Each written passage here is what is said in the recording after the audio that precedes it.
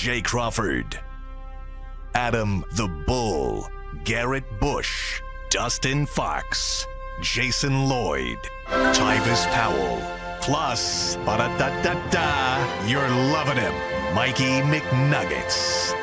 And so many big names, it would take me hours to say all of their names. The ultimate Cleveland sports show starts now.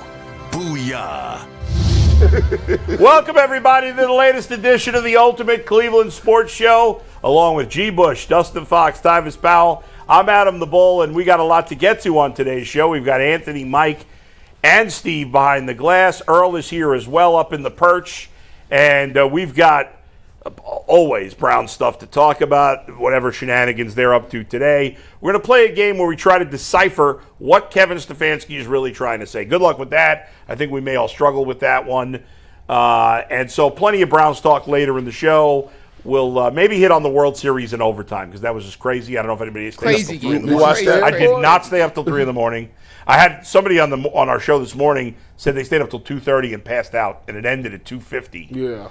Eastern time. So that's coming up a little bit later. We'll begin with the Cavs, though. Mike, give us a read to get it going. All right, let's dive right into things. And we start with a quick word from FanDuel. Guys, it is America's #1 sportsbook. We all know that. And with the NFL season midway through, the NBA season about to start, FanDuel is the sportsbook you need to be using for all your gambling needs. And right now, FanDuel has an incredible deal for new customers.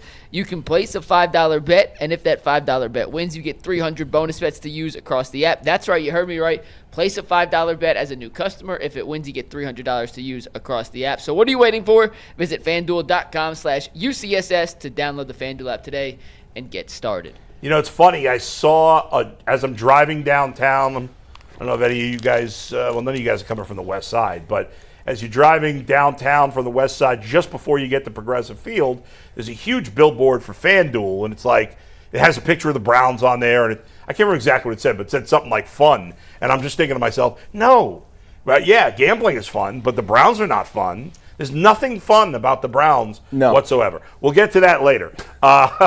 But we start with the Cavs because they're having some fun, guys. The Cavs, after losing their opener, what are you doing? Spank them? That's what they did. I saw Tim Bontemps yesterday trying to hype up the game because it was on ESPN, and he's like, "Don't tuck your lip." It was not on ESPN. Oh, okay. It was on Peacock. Peacock, right. Not ESPN. I can't keep track anymore. It was the first regular season Peacock broadcast. That's which right. Is we'll talk about the Peacock broadcast at the end because they did some different things that I want to ask your guys' opinion on. Right. But it was an absolute belt to ass situation. Tim Bontemps tweets, can Detroit make a statement? No, Tim. Sorry, stop already. You're not making statements in October in the NBA. There's no statement to make. Or if there is, the Cavs made it by, as Tyvis uncomfortably showed, spanking that ass. BTA. Man, that was a beatdown. It was a beatdown. Yeah, man. Shellacking. I liked it, though. You know, I liked the fact that Donovan got aggressive. I thought that he started off slow, kind of let everybody do their thing. Didn't need to do that much, and then I think he ended with 35 in 29 minutes. Yeah, it was just out of nowhere on that one. Sam Merrill, man, he be setting the tone with them trades, man. Mike, when you first brought him up like a couple years ago. No. What? Whoa. No. What's happening? What? Nobody will be taking credit for. Mike did say that. Hold on. I was eviscerated on this show people said I was delusional because I was following Summer League and Money Merrill was out there cooking. So you was the one that brought him up. Yes. Is that So, true, hold Mike? on. Yeah. There is truth to that. Yes, there is. We are stretching the truth like an elastic band. G. Bush was watching the Summer League, tracking what Amani Bates does. He do got you on that one. And the shadow. Sam Merrill. It was one Sam Merrill. Yes. And one other Mobley, right? And a Craig Porter Jr. Yeah. Played well last I night. got a that t-shirt. Summer League team does have its imprints on this current Cavs. I'll share it with McNuggets. But the two players that G was watching for are no longer in the Cavs organization. So G does get credit. Whoever brought up right? the Sam Merrill. I really like when they gave him the bag this offseason over Todd Jerome. I think a lot of us was like, that's kind of odd. because, Ty Jerome off the bench was really good and stuff like that. And I figured they let Sam walk in and pay Ty. And I seen a stat that for the first 3 games or something, he shooting one of the top percentages. Oh, you saw that viral stat? Oh, it was by you. Yeah, you tweeted it out. Yeah, McNuggets tweeted it out. Everybody whining about lack of credit. Shout out to McNuggets on the stat. Yeah. He was behind Steph Curry, I think. Can I update that stat for you? Yeah. After 4 games, because both Steph and Sam played last night, do you know who leads the NBA in 3-point makes this season? Is it Sam Money Merrill? It is Sam Money Merrill, who is shooting 51%. He is 18 of 35 on a scale of 1 to 10, how useful is that stat? 0. A 1.2. All right. Anyways, I like the fact that he comes out and hit the trays kind of early in the game, and it kind of sets the tone. Love the defense that was being played there. I think Evan finished with 3 blocks. It's nice to see Jared Allen get back into the fold, boy. 20 and 7. Yeah, 20 and 7 for Jared Allen. So I mean, it seems like they finding their groove. Seems like that first game of the season was just a little bit of the off season creeping in, and since then those guys have been playing really well. I'm liking what I'm seeing out of this Cavs team. I got to watch. I didn't watch the entire game. I watched I tuned in from the second quarter to the beginning of the fourth. And I was just impressed. I was like, yeah, these dudes is running up and down the court. They playing some good defense. The ball swinging around.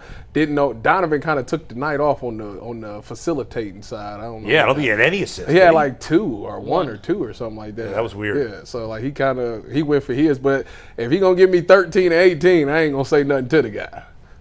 Yeah, I've been hard on Sam Merrill because. Let's face it, I crap on white NBA players that are racism. Americans. It is your favorite pastime. It's reverse racism, crapping on white. Is he in contention for best white American player? Or are there any good? No, I mean Chet Holmgren. Oh, has Chet that in the Holmgren. bag. Yeah, that's bro, you know that guy's not going to last though. Cooper right? Flag. Cooper Flag. Oh yeah, Alex what the hell am I Caruso. talking? What are you talking He's got to about? play more than 1 game, right? No, he don't. He's already the best American If he white? dies right now, he's the best white dude of all He's the time. best American white. He's not. Chet Holmgren dunked on him last night. Holmgren still has that crown until White American. White American. I'm trying to think who the best white American. Well, that's Cooper Austin Flag. Reeves went for 51 and then 41. Austin Reeves is up there. Sam is not in the conversation. And I'm not changing my opinion on Sam Merrill until he does it when it matters in the playoffs. I like how he's playing. Here we go. He is the meaningless talk is back. He is a better fit for the Cavs than Ty Jerome because they got Lonzo Ball. Okay. Because Ty Jerome's a point guard. Okay. And Lonzo Ball's a point guard, and Sam Merrill's a 2 guard. So he fits better with Lonzo. I'm not going to lie to you. When the lineups first came out and he was starting at the 2, I was kind of upset. Why? Because I just thought that Lonzo would be at the 1 and Donovan Lonzo would be at the 2. restricted. Here's the question. But then I thought about that. Here's the question about Sam Merrill when it matters, right? Will he have enough of an offensive game when it matters to overcome when they will try to take advantage of him defensively? You know what, Bull? I want to hear G's answer, then I have an answer for you. Here's the thing. Sam Merrill last year, right, when you watch him, when they tried to ISO him on a block or put him in a pick and roll, Sam Merrill is feisty. He's not easy. Is he Delhi level feisty? No, but he gives a lot of effort. Different. It's different. Yeah. But he you would expect him if they get a switch on him that he would be getting dominated. Yeah. He showed me a lot in the playoffs last year about how he fights, he puts effort in, and it's not like some easy little layup we're gonna pick on you like that. He's a solid defender. He's not anything special. But he's solid enough where he can hold his own. He can, try to fight over some things and be tenacious. And it minimizes the fact that now when you look at Ty Jerome, he was in the mixer at all times. They was mixing him up. Here comes the trail mix. They was getting him on doing whatever they wanted to. Now, McNuggets, you tell me, because I remember going to you and said, hey, Merrill ain't that bad defensively. He's not a stopper, but he does a couple things really, really well. So first and foremost, the thing he does better than, and I'm being genuinely serious with this, better than almost anyone else in the league, is chasing other shooters around screens. Now, B-Ball Index is a super complex analytical basketball website that NBA teams do use. And Sam Merrill was graded as the #1 chase defender in basketball last year, which means navigating around screens and not giving the shooter a ton of space when they come off these doubles, pin downs, all those kind of screens, which sounds silly, but Sam Merrill does that offensively, where he's the one running around screens. He has a really good knack of not letting shooters get space, and he guarded Duncan Robinson last night. Other than the one switch in transition where Duncan got wide open, Duncan Robinson did not have many open looks. Sam did an incredible job getting him off his spot and forcing him to take a dribble, and you could take an elite shooter, get him out of his rhythm, and make him take a dribble. Their percentages go down significantly. So in that regard, very good defender. He's a good – before I go on, what were you saying? I was going to say, what did he average per game in the playoffs last year? Do you know? Merrill, I could pull – let me finish this point, then I looked it up for you. Yeah, go ahead. The other thing he does, and how he got hurt last night's a perfect example of this. When you see Sam Merrill, if he has to guard a John Morant or a Tyrese Maxey or any of those super shifty quick guards on the perimeter, he's going to struggle. But newsflash, almost everyone struggles trying to stay in front of those kind of guys. That is not a good matchup for Sam. I'm not trying to pretend it's a good matchup for Sam. If he finds himself in isolation situations on those kind of guards, it's not going to end well for Cleveland. However, he's a really smart defender, and he's really good in being in the right positions on the help side. And last night, how he got hurt, do you guys remember the play he got hurt on? Taking a charge from Jalen Duren. Yeah. You guys familiar how big Jalen Duren is? Crazy for doing He's that. 6'10", 240. Yeah, he shouldn't have did that. It's the best kind of play you can make to show your teammates. Yeah, that's fine, that but you're in the right spot. Now, I'm he getting got out hurt, of the but way. he's really good at those kind of things, Bull. So as an isolation, 35 feet out from the basket, do you want him guarding the Tyrese Maxey types? No. But as an overall team defender, Sam is not a guy that you're going to have to worry about being. They're going to isolate him and pick him out every time. He can make up for some of those shortcomings. Another thing, and this might be just diving too much into it, but you when you think about JB Bickerstaff when he was here, like the #1 thing he talked about was defense. And when you got Kenny Atkinson, you seen the offense take off. And I just thought it was funny that Detroit is a team that some people feel like can threaten the Cavs in the East. And don't get me wrong, this is one game, so don't even take. But the way that they played defense last night to shut them down like they did, it was just shocking because I figured that would come from more of a JB Bickerstaff type of team. And I mean, Cade Cunningham, what did he finish with? He had maybe 15. Yeah. Cade stunk last night. Yeah, it was. You know what's crazy? Do you know who does a great job against Cade Cunningham? Dean Wade. Who, by the way, had 12 points. He was 3 of 14 from the floor. Bull's favorite guy? Dean Wade. Adam, the Bull's favorite guy. For whatever reason, he does an incredible job forcing Cade Cunningham into tough shots. What do you got against Dean Wade, man? He is a zero in the playoffs. He's white. He's white. I don't like white people. He got the RWG, man. He got the best. Random white guy. The Vanilla Wolf is elite in the regular season. When in the rare times he's healthy, he's elite during the regular season. And he's the worst. Have there ever been a worse player in the playoffs? He's the James Harden of backups. You know what's crazy? Dean gonna have a game this season where he gonna drop like 35. Oh yeah, probably will. It happens every year. Won't happen in the playoffs. Be lucky if he drops 35. It'd be nice if he don't. If he save it for the playoffs. Yeah, but then he wouldn't get that type of action in the playoffs. Dustin, I always gauge. I gauge everybody else's interview by how many games you gonna go to. How many Cavaliers games are you going to go to? He goes to a lot, doesn't he? We have a half season, so we get 21 games. Oh, so you. But our first game that we have tickets to is this Friday, Halloween, and I'm out of town. So we're not going this Friday. But so you selling the ticket? We just put them on the marketplace. So what did you think of the game yesterday? What was your take on it? Oh, I only watched the first half. Regular season first half game. Yeah, regular. Yeah, I'm one of those guys, especially on school night. It was on Peacock. Yeah. I was trying to. It's hard trying to switch from that into Monday night. I gotta say, the NBA, get your stuff together with these. Everybody's doing it now. That's just the way it is. I know, but it is kind of difficult. I wish there was just one way. One solid joint. It's called cable. Yeah.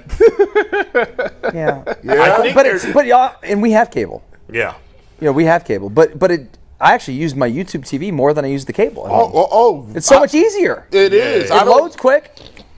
It'd be nice if you could have all the different streaming apps on YouTube TV or whatever. But so you can change it like a channel.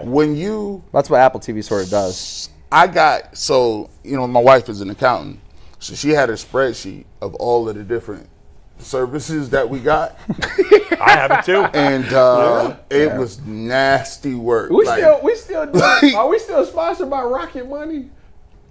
Like every once in a blue moon, they pop in here. They stuff is like it put all your subscriptions I have right my, there. I have it in the spreadsheet. I need too. somebody to come tell me Rocket Money ain't gonna the reminder start. It tells you That it line- literally says you have this upcoming bill Nah, this week. I cancel some apps here and there if I'm not going to use I them need for a a while. voice to be like, dog, what is you doing? It says you haven't logged into this account since 2023. Why is it $10? Them $10 we had, Yeah. them $9.99s. Bro, we the had subscriptions. I mean, I bet you I'm spending. I'm not even lying. Like $500 a month. That I don't even know about. It's just gone. Well, It's just apparently difficult. we supposed to. If we all got iPhones, we all supposed to buy it off of like Apple. So like you could just go to subscriptions and then cancel. I Yeah. got some of my all your stuff subscriptions. off. I have some there. Yeah, it's child support on there. I call it child. It's like I got child support on Apple. I got child support on Fubu. I got Fubo? I got FanDuel. I got YouTube. Why would TV. you I play use for Fubo for FanDuel? baseball season, and then I have YouTube TV for football Because season. my dad. So you wait a minute, hold on. Yeah. So right now, Fubo is canceled Yes. until baseball starts. Then you pick it back up. But, Yes. But so how do you watch Cavs? I watch them when they're on national TV right now. FanDuel. You gotta get FanDuel. No, if you get Fubo TV, it's on there. Yeah, Yeah. but So why would you not just keep it and I'm not get rid paying of for both. It's a waste Why of don't you money. get rid of YouTube TV? I need it for Sunday Ticket. Bull's right. dang. And I got I canceled AMC. Allegedly, I know somebody that can get you all the way together. Yeah, I gotta get that. I gotta get that taken care of. And man, I got it. Well, like, I'm listen, gonna get on. I'm getting on that soon. I'm not gonna get on it because No, we don't know. I'm not they might going. try to come deport all the Yeah, people yeah, I know. that's true. Last thing on the Cavs, then we'll move on here, guys. But Ty, you mentioned Donovan last night. His best performance of the season to date from a scoring standpoint: 13 of 18 from the floor, 2 of 4 from 3, 7 of 8 from the free throw line. And Detroit basically had no answer for Donovan whatsoever. He was getting downhill, getting to his spots, hitting snatchback threes, using his little cradle carryover. Ty, when he gets going like that, I know you're a Darius guy by nature, but when Don gets going like he was last night, Don, like their pals. how many more You know him. how many more players in the league are more fun to watch than number 45 Donovan Mitchell? Is that better, Bull?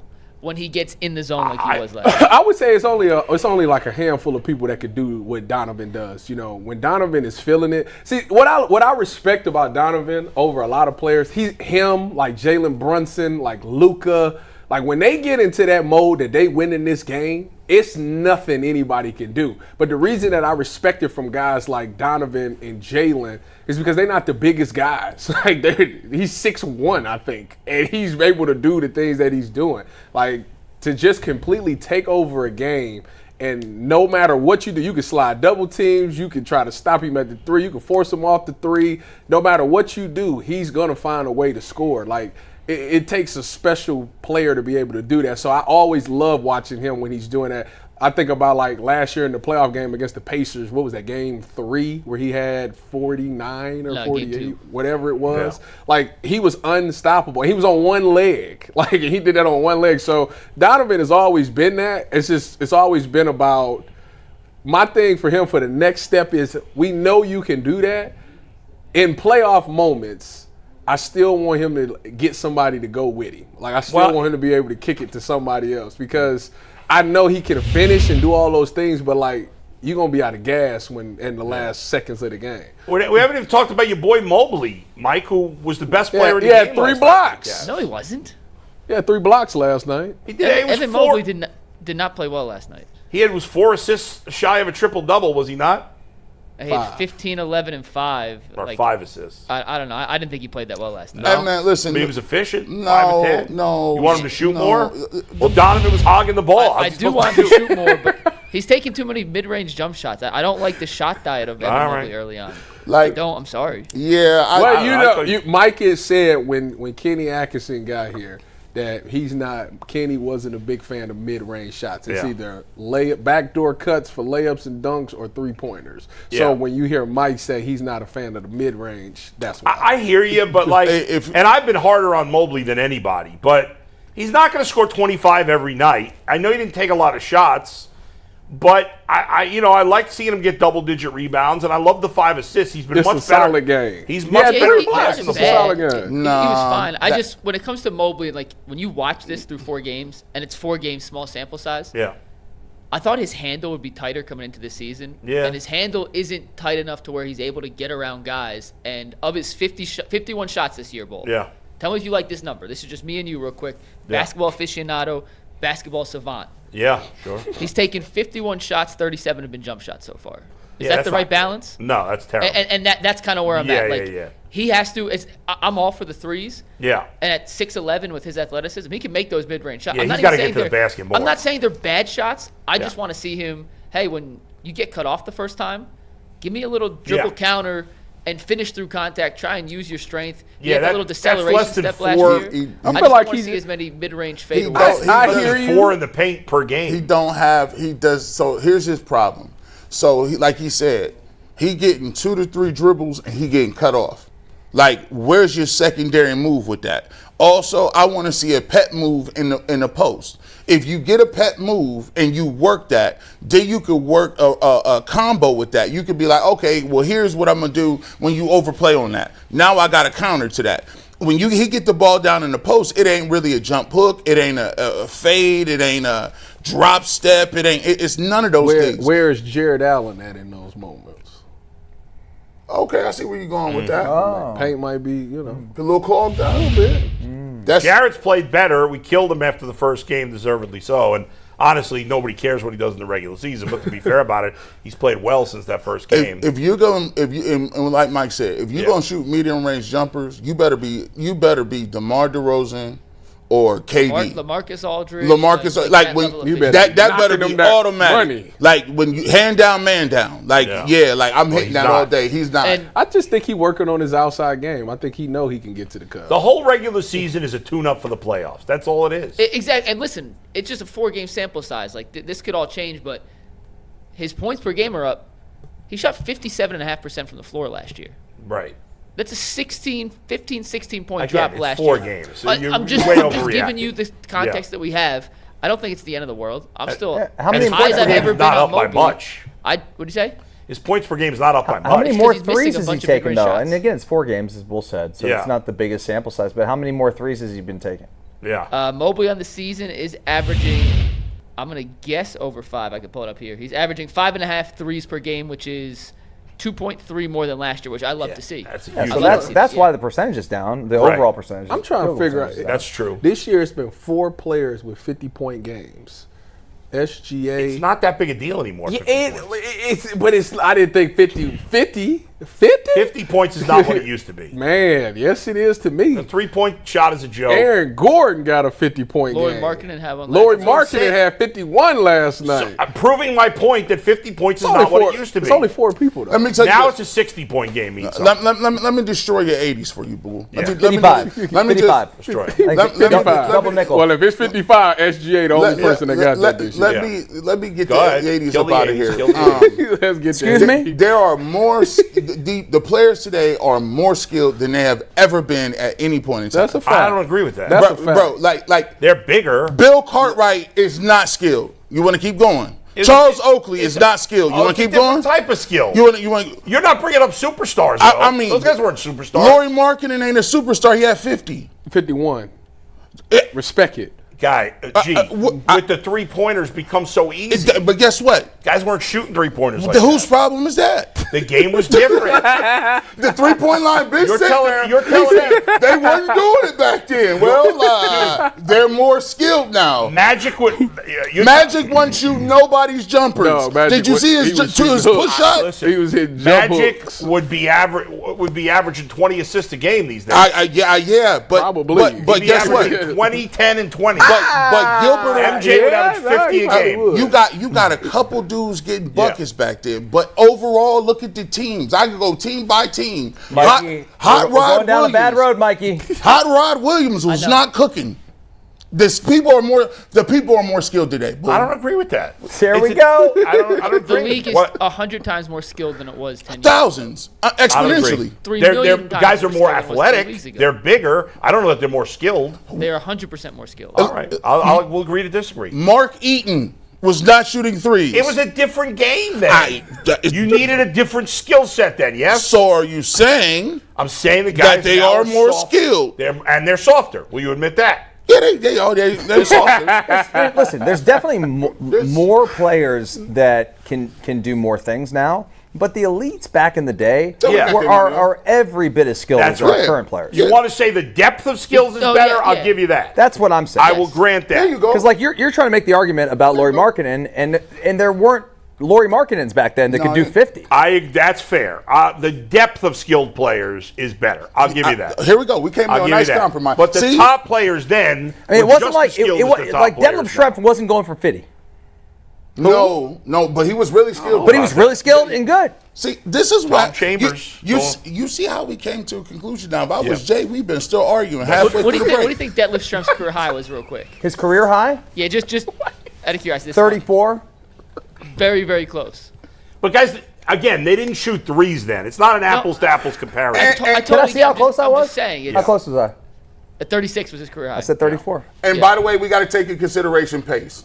The pace of the game was slower. Was different at points in time. Yeah. But by the way, it was faster, then it got slower, then it got faster, then it got slower. Now it's faster. Because you're right, like Alex English was like the Nuggets back in the day. The Warriors, with Richmond and TMC, and Hardaway and Chris Mullen. They could never get a good big man on that team. Never. No. All right, guys, let's get to our. They got Vlade. Play a little bit of a game here that we haven't brought out in a while. It's brought to us by Roujit. What do you do when you have a bald eagle standing on a gorilla riding a T-Rex? That equals confidence, pure confidence. And if you're looking for something beyond the usual pill, it's time to meet Roujit Go Long.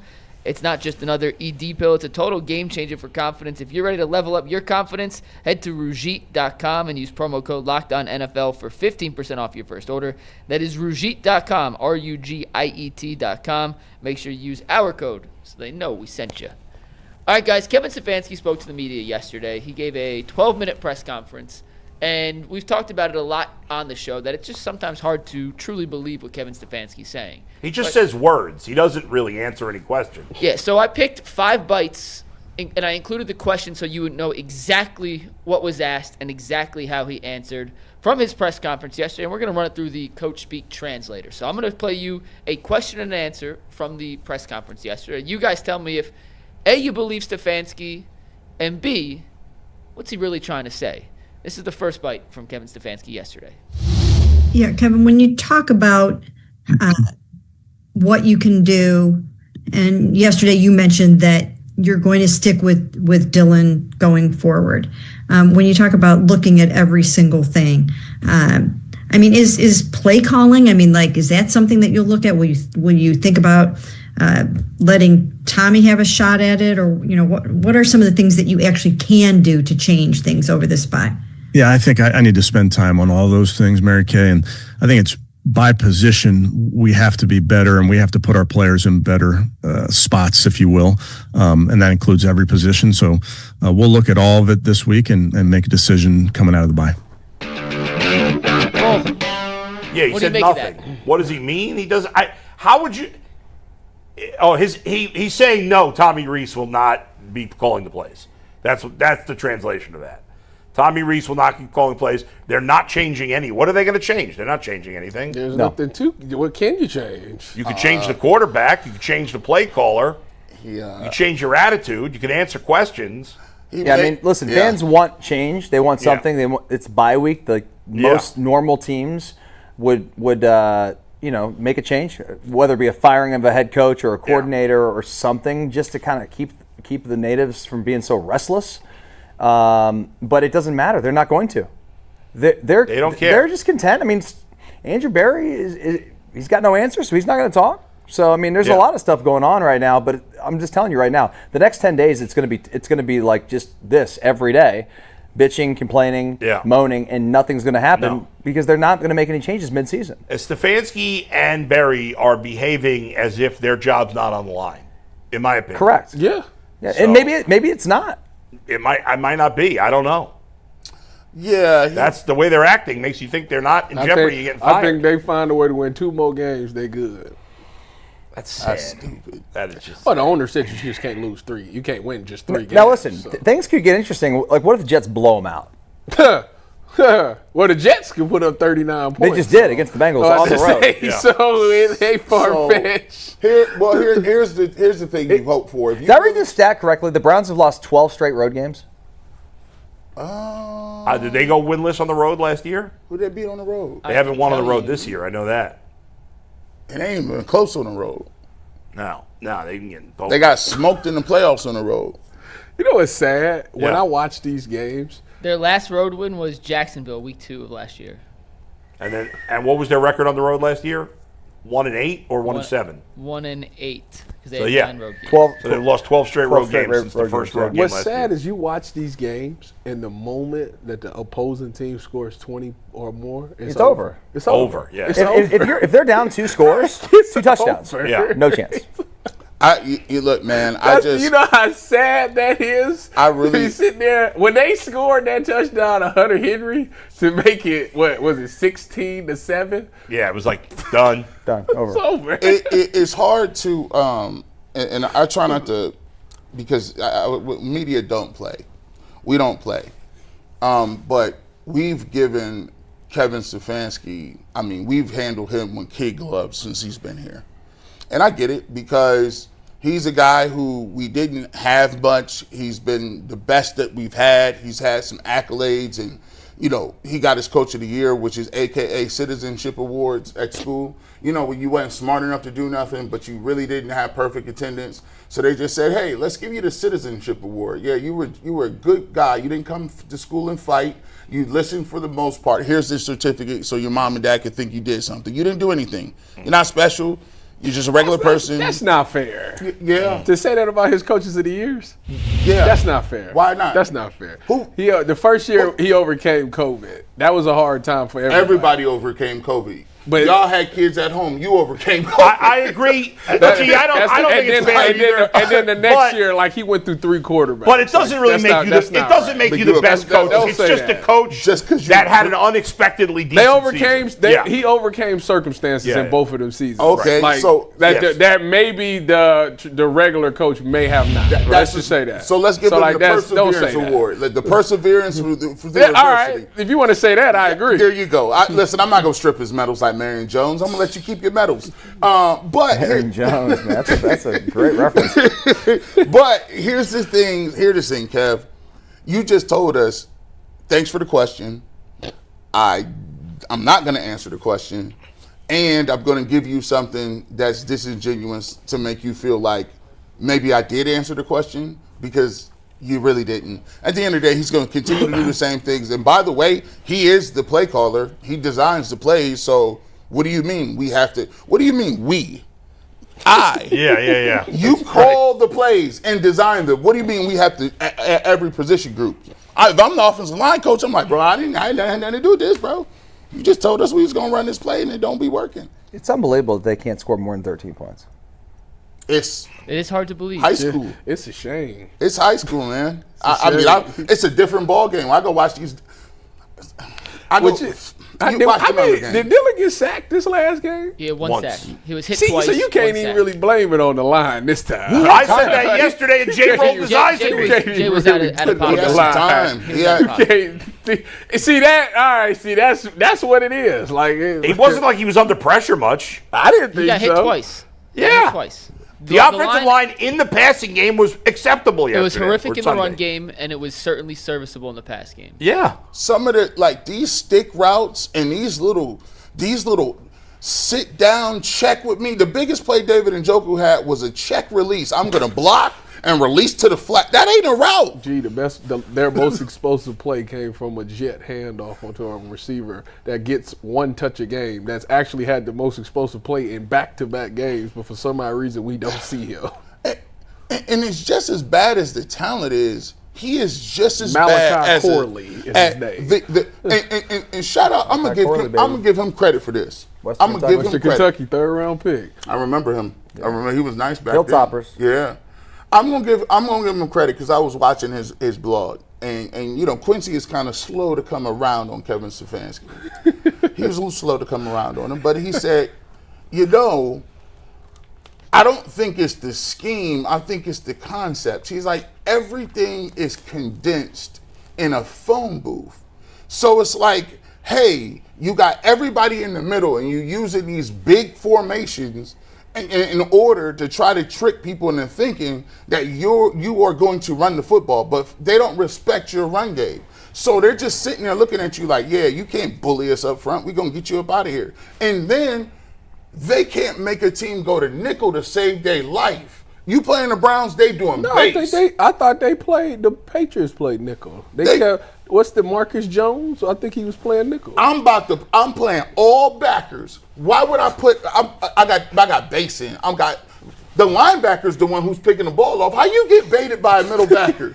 Well, that leads us right into Drake May got baited by a middle backer. So what that mean? That leads us right into the next topic that Kevin Stefanski discussed. He was asked about the wide receivers on this team. Let's take a listen to that. Do you expect Cedric Tillman to come back following the bye? I do. And last thing on that, just receiver core, how much do you miss his size out there in just a bunch of different ways?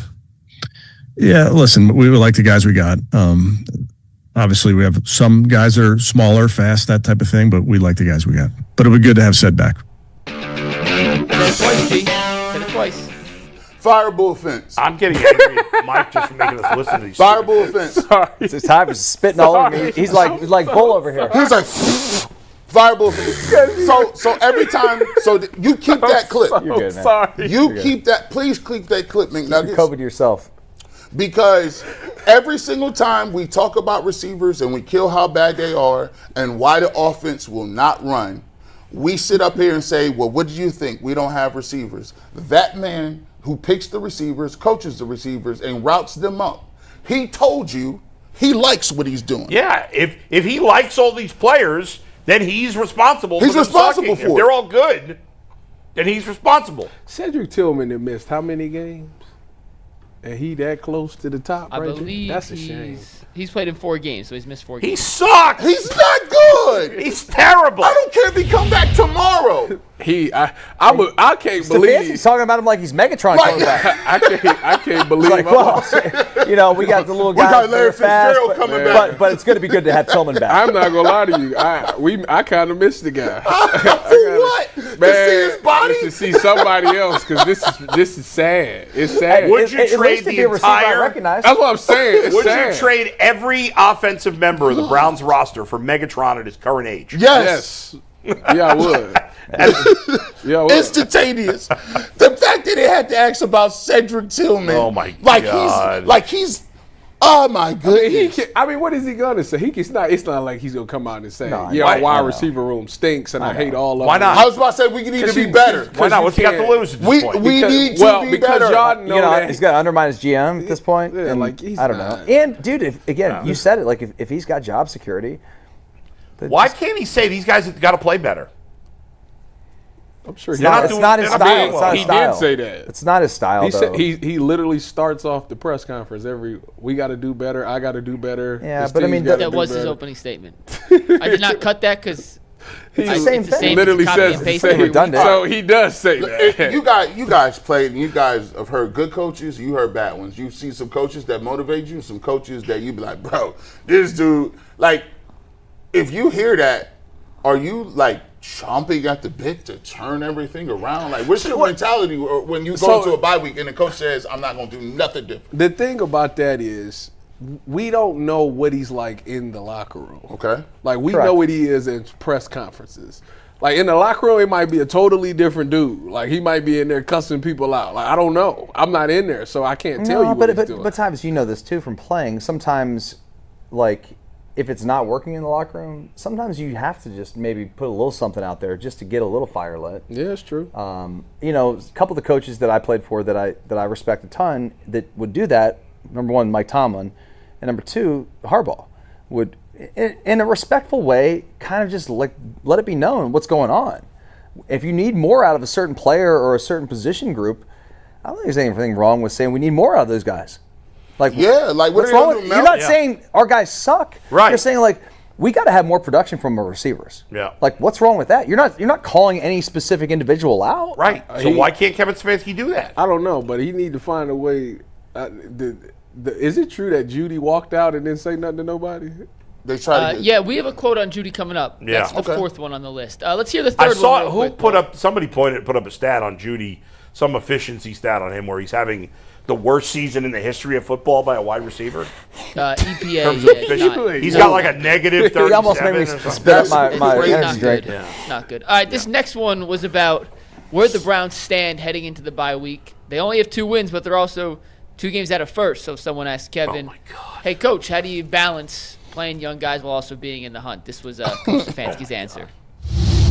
Yeah, Kevin, you're obviously in the bye week, middle of the road, kind of crossroads. How do you evaluate?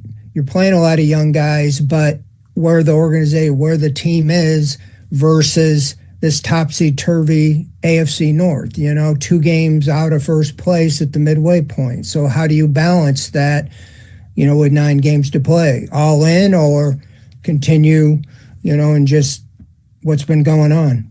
No, we're all in, Fred. I mean, you are what your record says you are, so we got to own it. That's where we are, but we're excited about the challenge in front of us. We get, again, guys will take a breath this week, but then you got 9 games coming up, 5 of them at our place. They're all in, Bull. They're all in. They're not all in. You wouldn't have traded 2 veteran quarterbacks if you were all in. You wouldn't be starting Dylan Gabriel if you were all in. I mean, give me a break. You're all in. They're not all in. If they're all in, then again, they should be fired because you're all in and you're 2-6. And by the way, okay, yes, technically you're 2 games out of first, but the Steelers have the tiebreak. Come on, let's stop being ridiculous. The Browns are not winning the division. There's 0 chance that they're winning the division. Mike Vrabel just laughed at you, man. I mean, come on, man. He said, "Yo, these little gimmick plays, bro." After that, it was a wrap. I mean, if I was in the locker room, I would just be like, "Listen, I gotta get away for a week."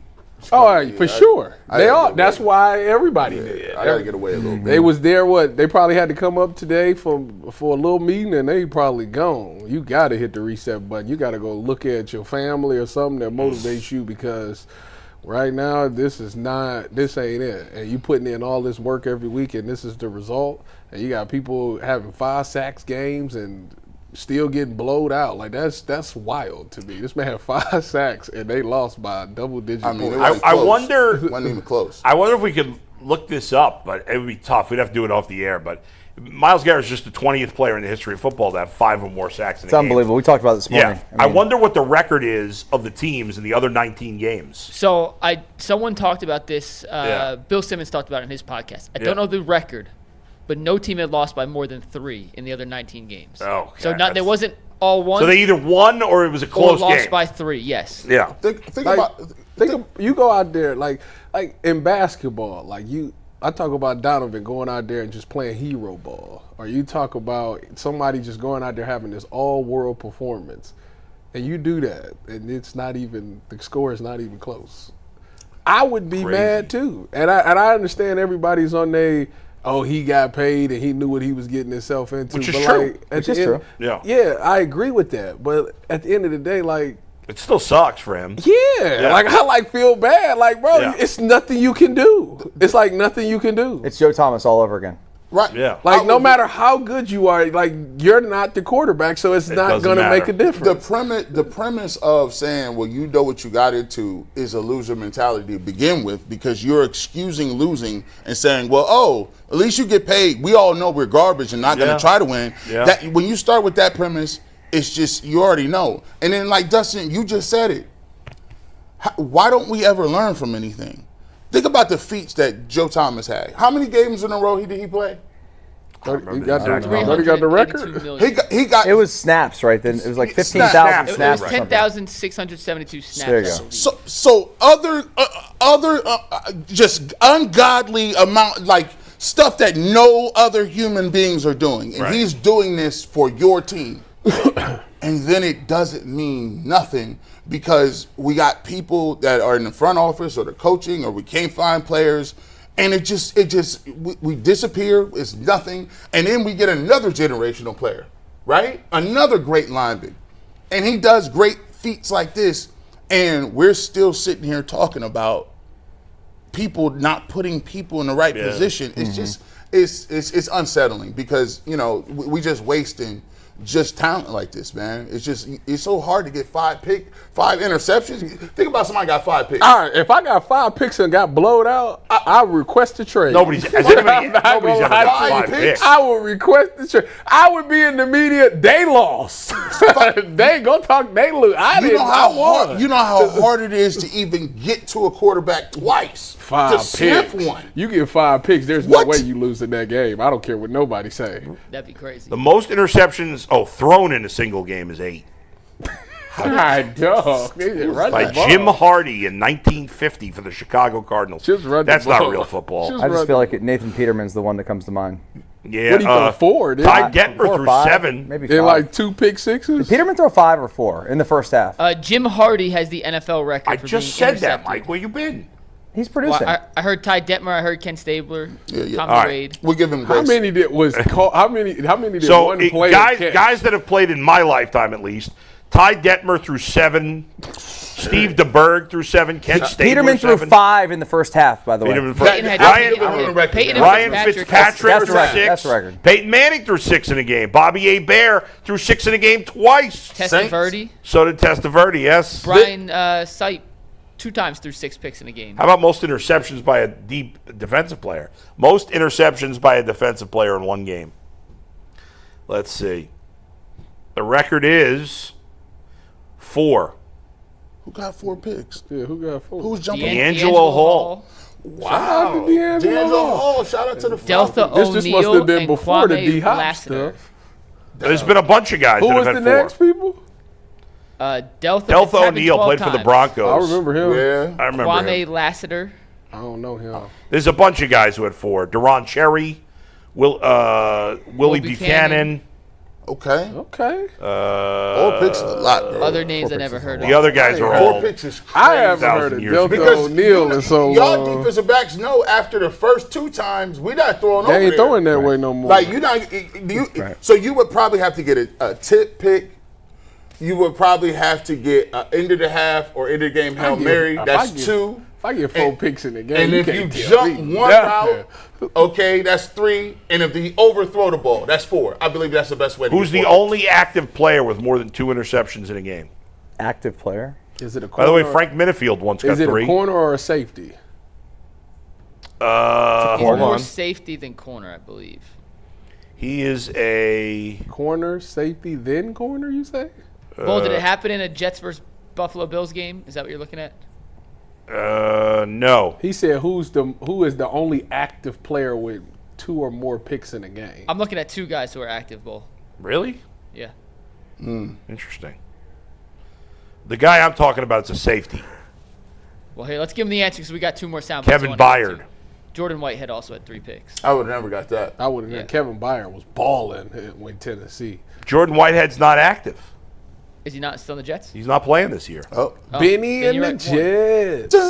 We got 2 more sound bites from Stefanski we got to get to. This next one is a question Mary Kay Cabot asked. Mary Kay's going to join us in about 12 minutes so we could ask any follow-ups to this exchange if we have it. But this is Mary Kay Cabot asking Kevin Stefanski about Shedeur Sanders.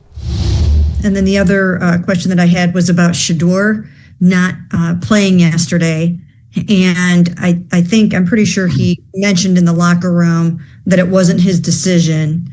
And so, if he had said to you guys, hey, I want to play, I can play, would that have factored into this at all? Or what was the thinking behind that and how'd that go? Yeah, he obviously came in Saturday with his back injury. We were hopeful that he'd be able to move around well enough to suit up on Sunday, but put him through a pregame warm up, and obviously just didn't feel like he was ready to play, Mary Kay. But he's getting better every day, and I'm hopeful that he'll continue to improve. And if I can ask a super quick follow up on that, why wouldn't you, just to see if it does anything to the offense, give him an opportunity to go in there and play? Yeah, obviously my focus is where we are right now, Mary Kay. That's not my focus. Again, he never gives you a straight answer. I don't know. That was easy, a soundbite. Well, it was interesting because she asked him, the offense is struggling. Yeah. Why not put him in the game? And he's like, that's not my focus. I'm like, well, what's your focus? Yeah, what is your focus? That was kind of weird to me. Yeah. Well, his focus trying to make sure that Dylan Gabriel work. Because if he don't, I might have to hear about how I wasted a 3rd round pick and said that this was the 2nd best quarterback in the draft. Is that the consensus that Stefanski is a Gabriel guy? Yeah. Yes. Yeah. I mean, do we know that for a fact? Is that just what people think? Well, Jason said it, so he's pretty plugged in. I think Jason's as plugged in as it gets. I mean, they told us how.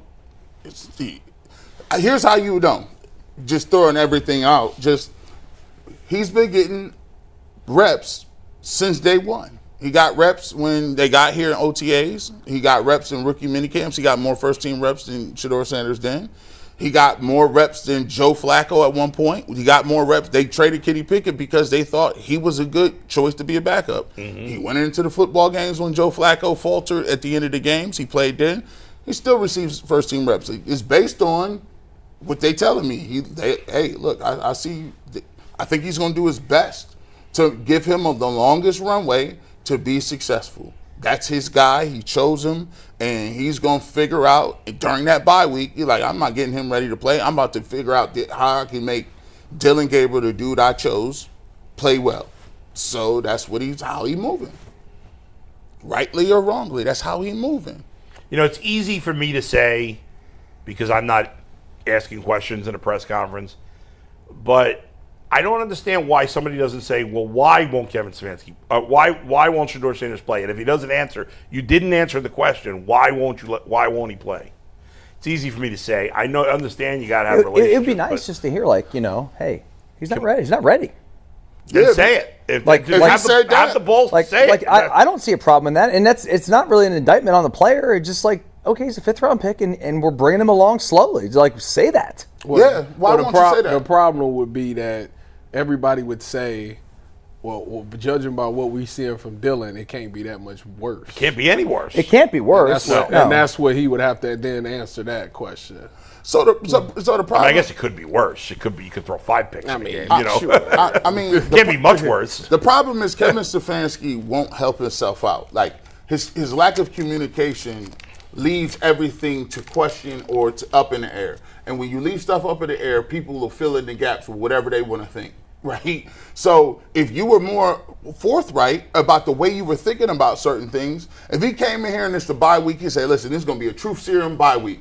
I'm going to come in here and tell y'all what we're thinking, what we need to get better at, and I'm going to be a little real with y'all. If he did that, you could respect it. I think the real is what we already know is that this team is a young team that's not going to be good, and they're looking for these guys to take that next step. I think it's just about by the end of the season, did these young guys grow up in the league? I think that's ultimately what it is. And Are you now saying they will not win 8 games? No, I'm not saying that until they officially lose 10. They're done. Where we at? 6? There's zero chance. When we lose 4 more games, I will come in on that Tuesday and say 8-9 is officially out the window. There is 0 chance you actually believe they're going to win. Them wheels is off the cart. Let them go down there and play with the Jets. You might as well just come out. They come out there and they lose to the Jets. I'm telling you right now, it's done. All right, the 8-9 thing is gone. Yeah, it's already gone, but all right, you'll finally admit it. All right, last one from Stefanski. This involves Jerry, Jeudy, Dustin. I'm curious your thoughts on what Kevin had to say about his disgruntled wide receiver. And I know you got asked about Jerry yesterday, but just the fact that he didn't get a target until early in the 4th quarter, like what needs to happen to get him involved earlier? And are you guys worried at all about, frustration with him just with how the year has gone? Yeah, I'm frustrated with that loss. I'm frustrated that we don't get the ball to Jerry, our best wide receiver, earlier in that game and throughout that game. Now, are there always reasons for those type of things? Sure, but it's not lost on me that Jerry's our best player at that position, and we have to get him the ball. And that goes back to the earlier comment we talked about, just making sure we have our guys in the right positions, whether it's, where they're playing on the formation, the routes we're asking them to run, et cetera, et cetera. I don't have a problem with that answer at all. I have a problem with the answer because he is the play caller. Well, I mean, he says it as the play caller. But Tyvis, at least he's sort of gave an calling answer. himself out. Sure, yeah. Kudos to that. Actually, first time he said something, I'm like, okay, that was a great answer. Yeah. Well, no problem. Actually answered the question. No problem. Well, for one, Yeah. I had a problem with him. Like, you're the play caller, so I'm glad that he calling himself out on that one because that's ridiculous. And two, I told y'all last week. I can't remember what. It might have been Fence Rider Day. Where we talked about Jeudy, I said if 0 is on him, you can cancel Christmas. He ain't. Does Jerry Jeudy care? Yeah. Is he playing hard? I think he cares. I think the problem is he realizes that they're not good. I'm going to say this. I don't understand how he can be this bad right now. Hold on. I just was watching. Again, I was watching Put the him film. in the slot like I said. I was just watching 2-3 weeks ago. I told you what to do. That may be something they consider because, I mean, he sort of said it right there. It's our job to make sure he's lined up in the right part of the formation so we can get him. Like, if they're taking him away because they're making it easy where they put him in terms of the formation, like, then move him around. That is on Stefanski. If it take them after the bye week to realize that I am available to come in and be on the coaching staff for a couple of days, Only for a couple Let days. me get the Paul DePodesta role. Let me do my own thing. Direct deposit? If that's going to give me direct deposit now, you can give me 7 days a week. Maybe they'll finally be willing to spend the money. Hey, I was watching and I was watching the film, and there was a route that Jerry Jeudy ran. It was nothing normal, just a normal sit down like they got 1,000 of, and the DB fell behind Jerry Jeudy, just fell down. So it's Jerry Jeudy standing there, wide open.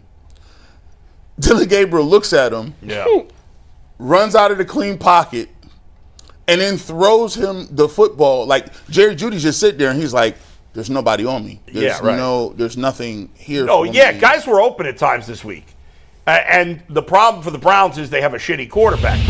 But Jerry Jeudy has been terrible this year. He's been nasty. He's been terrible. So I'm like, what is happening with what? Like, this guy had been a solid NFL wide receiver his entire time in Denver. Disappointing, but solid. He has a very good season last year. He's a top 25 wide receiver last year. And now he's the worst receiver in football. Like, what the hell? I know some of that's the quarterback. I get it. You know why? But he's been so awful. Because you put him on the outside and let people say, this is the only passing person that you need to worry about. So we're going to put our best corner over there, and we can even slide coverage over there. But he was their best guy last year. He was in the slot. The whole season? I mean, it's where he did his best work. So why are they not doing that? That's what I'm trying to tell you. I don't understand. That's what I'm trying to figure out myself. Yeah. This is he why. had a game this year where it was actually semi-productive. Guess where he was? In the slot. So this is the most frustrating thing to talk about the Browns because we will not take the step. All of the data, all of the pictures, all of the film, all of everything points to it. But yet and still, we get cognitive dissonance because we're just saying, well, why is it this? They are incompetent. I don't know why we haven't talked about that more. The incompetence? No. We've talked about the incompetence. You brought it up, yes, but I didn't realize he was always in the slot last year. We gave the percentage. I forgot about it. You're right. Mike game out there. So what is happening? You know what it is? What is it? I think it's because Cedric Tillman isn't outside, so like they have no outside presence. But Cedric Tillman didn't play part of the season last year. I'm just trying to. I'm pulling straws. In fact, didn't Jerry Jeudy have his best games when Cedric Tillman was hurt? I'm pulling up the Jerry Jeudy stuff right now. Hold on one sec. I mean, what the hell is going on here? I think they don't have nobody on the outside, so they have to put Jeudy. They didn't have anybody on the outside last year. At least Tillman is a big body threat. Tillman stinks. He's had like 2 good games in 3 years. He went like 3 or 4 weeks where he scored every it was game. 3 maybe. He scored like every game for like 3 or 4 consecutive games. But, who is calling me during the show? Don't you get mad when that happens? Do not disturb? Yeah, I do. But sometimes it's still going through. The back-to-back? Yeah. Why are you calling me during the show? Hello? Hello? Now they don't want to answer. You gotta hurry up. If it take too long for them to say something, and you hear that, bloop, you got to hang up. It's over with. The bloop. Hey, that. I heard this the other day. Real quick, G. Go ahead. Yeah. I got the numbers in the slot. Last year, he only had 2 games where he played more than 50% of his snaps in the slot. It still was the highest percentage of his career, That's a lie. Second highest of his career. He played 35% of snaps in the slot last year. Mm-hmm. By far more productive. This year, it's gone from 35% to 16.8. And do you have his production in the slot versus not in the slot last year? Is that possible to find? Give me a sec. Like, was he much better in the slot? I want to know. This is a perfect opportunity to use your experts here. Now, you guys. Yeah. Let's go. In the slot, right? You're a defensive back. Is it more difficult to get hands on a receiver in the slot? Well, you know that answer. It's a rhetorical question. Yeah, I just was asking.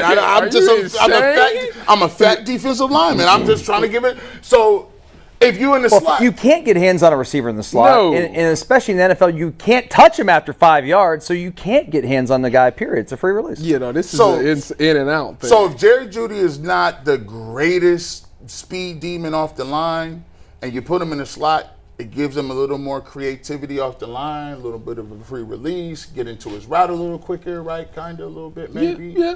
But if you on the outside, you got to have a release package. You do. Like you on the outside, like you that guy, you the X. You got to have for sure. You got to get off press. You got to understand. You got to be precise. Maybe that's just not his skill set. So Tyvis slot seems cool, right? I mean, go ahead. No, I'm just gonna say it's also really hard to get off press coverage. Mm-hmm. Like it takes a lot of effort, and if he's not getting the ball, why the hell is he going to give a bunch of effort to get off the line of scrimmage when he's getting pressed up? You're all right. You're getting locked up. Like I'd rather put him in the slot and be like, get him in a free release. I just feel and he actually might get open just by chance. My thing is this: we can ask Mary Kay after this point, Ty. You see some of these great receivers, Justin Jefferson, Jamar Chase. You see these guys get moved all over the place, and a lot of the times you see them go in the slide because the number one corner nowadays, unless he's like truly a great man-to-man, if he go in the slot, he ain't going down there. I'm not checking him. I'm gonna just play on the outside. So you get him freed up from that. But if Jeudy is your best offensive player in the past, why would you not move him around? Like, why would you just leave him? It doesn't make sense to me. And why not? Like, okay, off the ball. Yeah. Little Zen motion. Something. Little Zen motion. Put him next to Harold Fanning is your leading guy. Put them together. Put Harold on right. Put him in the slot next to him and let him Let's get run. Mary Kay Cabot's take on this from ClevelandGot.com. First to read from Mike. Mary Kay after a quick word from Cody with Peloton. I'm Cody Rourke from Locked On Broncos, and this episode is brought to you by Peloton. Peloton is shaping the future of fitness with the brand new Peloton Cross-Training Tread Plus, powered by Peloton IQ. This is Peloton's most advanced equipment yet, giving you real-time guidance and endless ways to move, whether you're running, lifting, or you're cross-training with your favorite instructors like Alex Toussaint. It's training reimagined to make your workout more personal. Peloton is built for breakthroughs with features that help you plan, stay motivated, and hit peak performance. You can let yourself run, lift, flex, and go while Peloton handles all the rest. Plus, Peloton IQ provides real-time strength coaching, tracking your progress and suggesting weights that challenge you so you can get stronger. Plus, the new movement tracking camera, it counts your reps and corrects your form in real time, making sure every rep is safer and smarter. So, let yourself run, lift, flex, push, and go. Explore the new Peloton Cross-Training Tread Plus at onepeloton.com. The whole thing. That was Cody, and now we welcome in Mary Kay Cabot to the show. What's up, Mary Kay? Hey, guys. How you doing? Mary Kay, we're doing terribly. The Browns stink. How's that? That's affecting your day? It is affecting my day. It gives me agitation. Mary Kay, we're just talking about Jerry Jeudy. Last year, this guy had a great year. He's one of the 25 best receivers in the league. This year, he's the worst wide receiver in the league. I know the quarterback play is terrible, but it was mostly terrible last year, too. Tyvis has pointed out, last year, Jerry Jeudy was in the slot 35% of the time, and he had his best year. This year, it's 16%. What do you make of all this, and how bad a season that Jerry Jeudy's having? How do you explain it? It is puzzling. It really is puzzling, and they need to get it figured out, and that's job number one. Maybe not job number one over the bye week, but it is definitely a high priority to figure out what is going on with Jerry Jeudy. And even Kevin Stefanski, who isn't very expansive on most things, talked about that yesterday, just how important it is to figure out what's going on with Jerry. And one thing that I would do is I would turn the play calling over to Tommy Rees. I think they need just something different. They have to change things up a little bit just to see if anything is going to help right now. And maybe they would find other ways to use Jerry. Maybe they would find other ways to devise plays and schemes or whatever to get him on track and rolling, because as Joe Flacco observed when he was here, our offense goes as Jerry Jeudy goes. And, people want to talk about all these quarterbacks and how they're doing. Well, Joe Flacco certainly didn't have any problem connecting for 16 times for 161 yards with Chase when he left here and went to the Bengals. So things are amiss on the receiving core here. They have to figure it out. In these past two games, Jerry didn't even hardly get any targets. He didn't get one until the fourth quarter this time. So this is definitely something that has to be worked on over the bye. About Tommy Rees, is it true that Tommy Rees was the guy that was in high demand after the season was over, and he kind of like the Browns wanted to keep him here, so they like kind of gave him the OC job, right? Is that right? That is right. Yeah, he was in line for that North Carolina job and other jobs. So he was definitely somebody that was sought after and is sought after in the college world, and the Browns knew that they had to do something special to keep him. So if he is that good, if he is that offensive savant or whatever he is, then why not give him a chance to see what he can do with this offense? Because it needs a new look, it needs a new voice, it needs some help. So, given that fact, obviously he's recently from college, so that probably would help him with Dillon Gabriel, be able to connect the play calling with him, familiarize him with something from college. But Dillon Gabriel's been the starter for 4 games. What has been the good that you've seen out of him? Well, along the way, I've seen a few things that you can build on, but certainly not enough to think, oh, geez, this guy can be our starter, at least not yet. And I think that it would be a whole lot easier for Dillon Gabriel to look better if he had a better receiving core right now. And it's hard to tell what came first, the chicken or the egg. Would Jerry and Isaiah and Jamari and these guys be doing a lot better with a different quarterback? I don't know. They had Joe. It didn't work well with him either. So I do think that I think they should trade for a receiver, actually, is one of the things that I think they should do. I don't think they will. I think they want to build with the guys that they have. I think they're looking to get Ced Tillman back after this game. I think they want to see what some of these younger guys can do. But it has to be either drawn up differently. I don't know what the solution is. I don't know what they're going to come up with. But I do think that it is a little bit difficult to accurately gauge Dillon Gabriel's effectiveness with the supporting cast that he has right now and how they are operating right now. Mary Kay, is it fair to say that Shedeur Sanders can't do any worse than Dillon Gabriel's doing right now? No, I don't think so, because we don't know the answer to that. I think there is a world in which it might not go as well as it has gone with Dillon Gabriel. I do think it could be worse. And here's why I say that. Because if Shedeur Sanders isn't ready to stop retreating and going backwards under pressure the way that he so often did in college, and if he's taking a bunch of sacks and negative plays like that, they don't have the explosive plays in their offense right now that can make up for that. If you look at Drake May on Sunday, he absorbed 6 different sacks, and he overcame them. He absolutely overcame them with explosive plays. They also had explosive runs. And right now, the Browns don't have that in their offense. And so I just don't think that, that you can say he can't do any worse. I think there is a world in which it would look significantly worse if he can't stop retreating. Well, Mary Kay, let me touch down on that point. Dillon Gabriel did have a safety where he threw the ball to nobody. He did stare down a receiver in the middle of the field, and that got intercepted. He threw a Hail Mary in double bracketed coverage. I get the fact that, yes, we go back and look at the situation with the Rams game, but that's 6 months ago in a preseason game. I also saw Dillon Gabriel get sacked 6 times against the Pittsburgh Steelers. At some point, don't we have to, instead of saying, okay, it could be worse, don't we have to see it? Well, there is some thought to that. Yeah. I mean, I think there's only one way to find out if it could be better, and that would be to see it.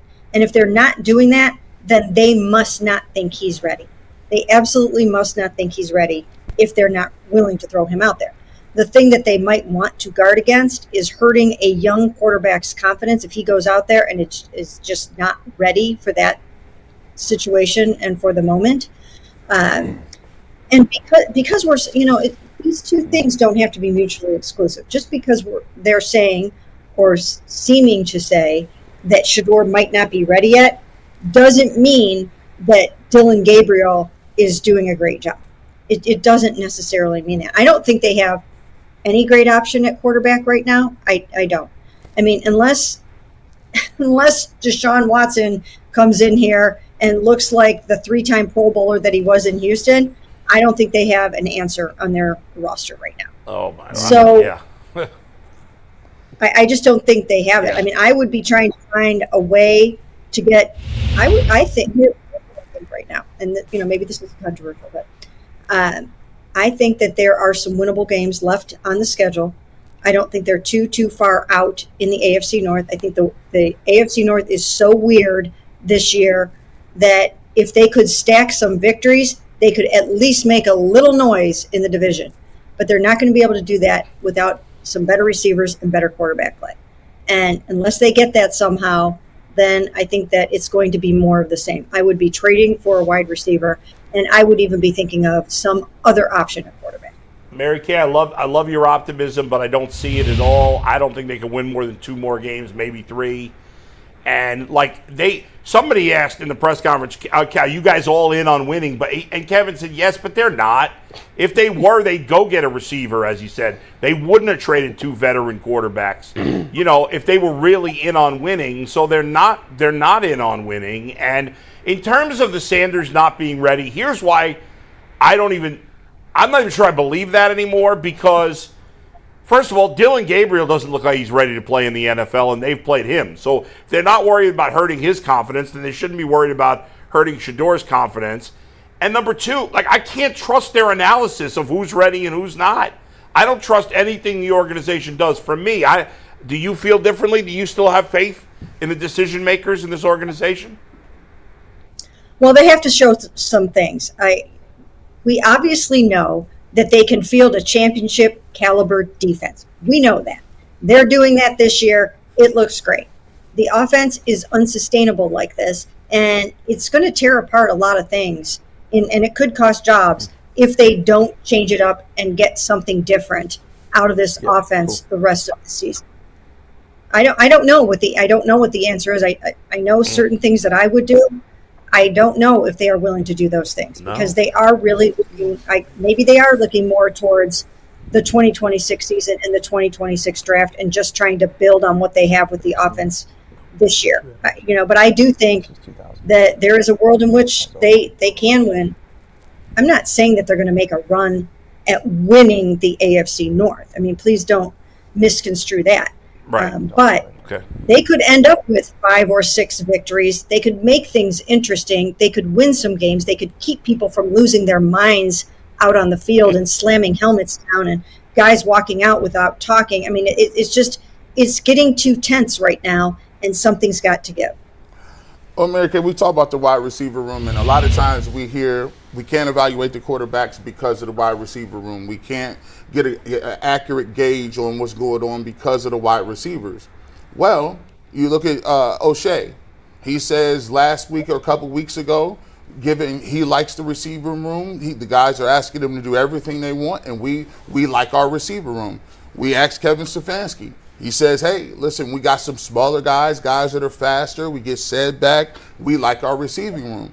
How is it everybody else in the world can see, even including Joe Flacco, who's throwing to Jamar Chase and T. Higgins and throwing for 300-plus yards?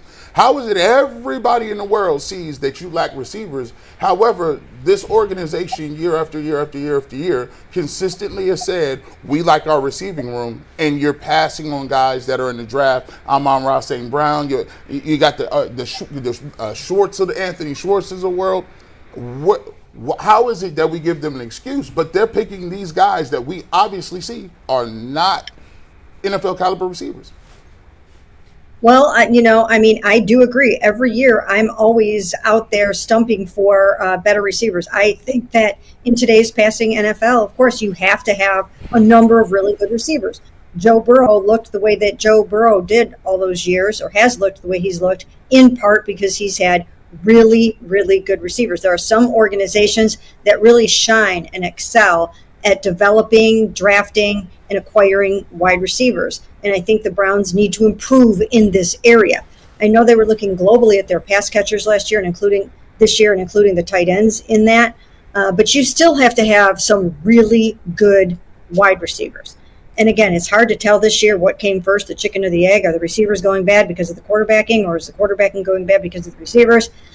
It's tough to tell. But I would be out there trying to find one or two good receivers in the trade market. I mean, they were able to find Tyson Campbell. He's a really good cornerback. There's got to be somebody out there that your deep threat right now is Isaiah Bond, and he's not ready to be that. He's not ready to be that number 2 guy right at the moment. He can develop into that perhaps, but he's not that yet. Thank you, Mary Kay. We appreciate it. Talk to you soon. Appreciate it, as always, Mary Kay. The Hall of Famer, you can find her on Cleveland.com, covering the Browns just as well as anyone in the city. Mary Kay, thank you so much for joining us. All right, bring Shawn King in now. We're going to bring Shawn King in after a word from FanDuel, guys. The NBA season is here, and FanDuel has an offer you don't want to miss. Right now, new customers can bet just $5 and get $300 in bonus bets if they win. That's right. Pick a bet, put down $5, and if it hits, you unlock $300 in bonus bets to use across the app. So what are you waiting for? Visit FanDuel.com/UCSS to download the FanDuel app today and get started. Shawn hit me up yesterday and said, Mike, before I come on tomorrow, I need you to play a SOT. So let's hear from Shawn King back in February. Shawn, I ask you about a quarterback. I don't think we've mentioned his name one time on the show. Had a pretty good Senior Bowl week. What do you think of Dylan Gabriel? I think he's a really good college quarterback. But that's not going to translate to the NFL? I don't, because I think his skill set only fits one specific type of offense. And that's going to be like that Art Browse Baylor system. You know, he can throw a lot of screens where a lot of it, is kind of zone read, up-tempo, fast-paced stuff, and not a whole lot of NFL teams run that. So I just don't think he's a guy that fits in a lot of the current NFL systems. Yeah, he got the black and white, too. That's wild. Memory lane. Where's Shawn? They kicked him I don't off. know. I'm trying to find him. There we go. There's Hey, Shawn. Who do you think you is, Rick Ross? What's up, man? Still. Rose. Still. Hey, so you here to take a victory lap? Hey, Rick Ross think he's Shawn King, dog. I'm the NFL player. Rick Ross just make music. You had to take a victory lap? No, I didn't want to take a victory lap. I wanted that shown for context.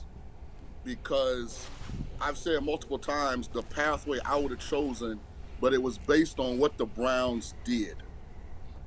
Because they didn't choose the path that I suggested, now we got to get to the root of the problem. Maybe the most egregious pick in all of the 2025 draft was the Browns taking Dylan Gabriel in the 3rd round. There's no way you can evaluate the quarterback position and have him rated as a higher prospect than Shedeur Sanders. There's no way that you can be an astute quarterback evaluator and think he was worthy of an asset as valuable as a 3rd round pick. They could have went Cam Scatterbo with that pick. And then instead of taking Dylan Sampson in the next round, they could have went wide receiver. Like, there are a lot of different ways they could have approached it. And you could have had Quinshon Judkins and Cam Scatterbo. And I say that because they ultimately drafted a 2nd running back anyway, correctly? Well, they did, yeah. We got to get to the root of the problem here. I mean, that was an egregious draft pick, and to die on the vine is very disappointing. And it's going to sound crazy what I'm about to say, but mathematically, it's possible. The Browns can still go 11-6. And when you look at the Patriots game, you look at the final score. Never forget, the Browns got an interception. They had the ball with a chance to go up 10-3 early in the second quarter. Sure did. The halftime score was still only, he ultimately, Dylan was late on the throw to the sideline. that was incomplete and you missed the field goal. At halftime, the score was only 9-7. So I bring that up because as disparaging as the outcome was, if you take the emotion out of it, they're still not that far away, especially considering that the entire division is in disarray. And if you win the division, you make the playoffs. They're 2-6, I think. 4-3 is first place. Indeed. So that's why I wanted that context. That was a terrible draft pick. Now don't accelerate the mistake by continuing down the path that you never should have went down in the first place. It's time to go to Shedeur Sanders simply because he was a better prospect coming out of college than Dillon Gabriel. Why is he not playing? I really think the owner mandated that Shedeur Sanders get drafted in the 5th round. And Stefanski is trying to die on this vine that what did he say? Dillon was the 2nd-rated quarterback on his board in the draft. Yep. Like that might be the most. That's a fireable statement. That's For a what guy that's an offensive coach, that's a fireable statement. That's what we've been telling him. Man, you've been saying. Shawn, how could you not? At some point, you got to call a spade a spade. Like if I was in that media room, and I heard the question that was asked, and sometimes it's not content, it's presentation. I would have asked him, "You guys made a mistake on draft day. Dillon Gabriel is not a better prospect than Shedeur Sanders." I don't care how Shedeur. Unfortunately, he wouldn't give you a straight answer. And hold on, let me tell you this. Yeah. And let me just tell you something. Shawn King don't care. Like he's not jumping up on the couches like Tom Cruise and Katie Holmes. Like when you say Shedeur Sanders' name, he keeping it real. Me and him done went back and forth. We talk about it. Sometimes he even make the people that rock with Shedeur mad. There ain't no bias. Yeah, you're not sold on Shedeur, right? Ain't no bias in his game when he's saying that Dillon Gabriel has never at any point in his entire life been better than you saw him at UCF, right? But who thought he was better? Absolutely. The Browns. These guys. The Browns. Yeah. The Browns. My thing is, but wait a second. Hold on one second. Just to confirm, if I remember correctly, you're not sold on Shedeur being a starting quarterback, are you? I can't remember now. I'm sold on Shedeur being a better prospect than Dillon Gabriel. Agreed. Especially with the context that I still think Cleveland can win football games, and because of the division, no one's ran away with it. They can get hot. This is the NFL. Like I'm just telling people, like, they play 17 games for a reason. Like, how many seasons do we see a team shoot out the gate and all of a sudden they sputter, or a team sputter and then get hot? Yeah. Like, it happened. Sure. And, like, to die on this Dillon Gabriel vine is, to me, it's fireable. Well, it's sad. I'm trying to figure out how is it that he could come on here and say that the division is still up there and nobody says nothing. But when I say it, it's Sean knows the Browns. Sean, the Browns ain't winning the division. You know that. Come on, let's not get crazy. I get what you're saying in theory. So hold on. Yeah. What do we know about the National Football League? Anybody can beat anybody. I say it all the time. Right, but even the Niners' entire team was on IR. They played a Thursday night game with a XFL team and beat the Rams at full strength. The Browns would have to go 7-2, Sean. They're not going 7-2. They got no talent on offense. That's not impossible. I know it's not impossible, but what are the chances of that? Listen, Harold Fannon's a weapon. Jerry Jeudy, if you give him the opportunity, remember James Jerry Winston, Judy's been awful, though. Let me ask you about Jerry Jeudy. Sean, I love you, buddy. Hey, I love you. Listen what I'm saying. Listen what I'm saying, guys. It's not realistic, but it is mathematically possible. Okay, and if I'm in that building and I'm the head coach, and that's not the messaging that I'm bringing every day, I'm not a good head coach. I totally agree with that. Totally if I'm in that building, my team gonna believe that we can win 9 games in a row and go 11-6. All right, we can go 7-2. That's the coach's job. That makes sense. I agree. They're not gonna believe that if you keep trotting Dillon Gabriel out when the guys on the team know Shedeur is better. All completely fair. I think that's completely fair. You're right. And that proves the point. Sorry, Tyvis. That proves the point that when Kevin Stefanski was asked, are you guys all in on winning in this year? He said yes. That's a lie. They're not. I'm just shocked that Shawn said, and it's the Shawn Holy Grail. But I said, wait a second. Shawn said he knows it's not realistic, but you gotta have that attitude. I agree with that. He comes from a coaching perspective. He's right. I agree 100% with that. You gotta sell that. Man, hey, Dustin, with that. Yes. What do you got to fire off here? Because we tried getting you the first question, and then I was just sort of wanted to ask more about the offense because you came in, Shawn, with spitting hot fire about Dillon Gabriel. And so I guess the question I had was like, okay, is this fair to Dillon Gabriel that he's having to play if he's not good enough and he's not 100% it's fair. Look at the Giants. Look what the Giants offense looked like with Russell Wilson. Then all of a sudden they go to Jackson Dart. Yeah. They look better. Much they look better. More exciting. They look more explosive. Yeah, they look like they believe they can win games. Jackson Dart was a first-round pick. I know, but if you put I had a late first, early second round grade on Jackson Dart and Shedeur Sanders. I think they're very comparable in their skill sets. Very comparable. They both play with the same kind of swag. I feel you on that, but apparently no other team even had a fourth-round grade on Shedeur Sanders. Absolutely. That's the reality of it. But that doesn't mean that they were right. Tom Brady was drafted in the 6th round. The NFL makes mistakes. Brock Purdy just got $45-50 million a year. He was drafted in the 7th round. It wouldn't be the first time that a kid fell further in the draft than he should have. The thing is, don't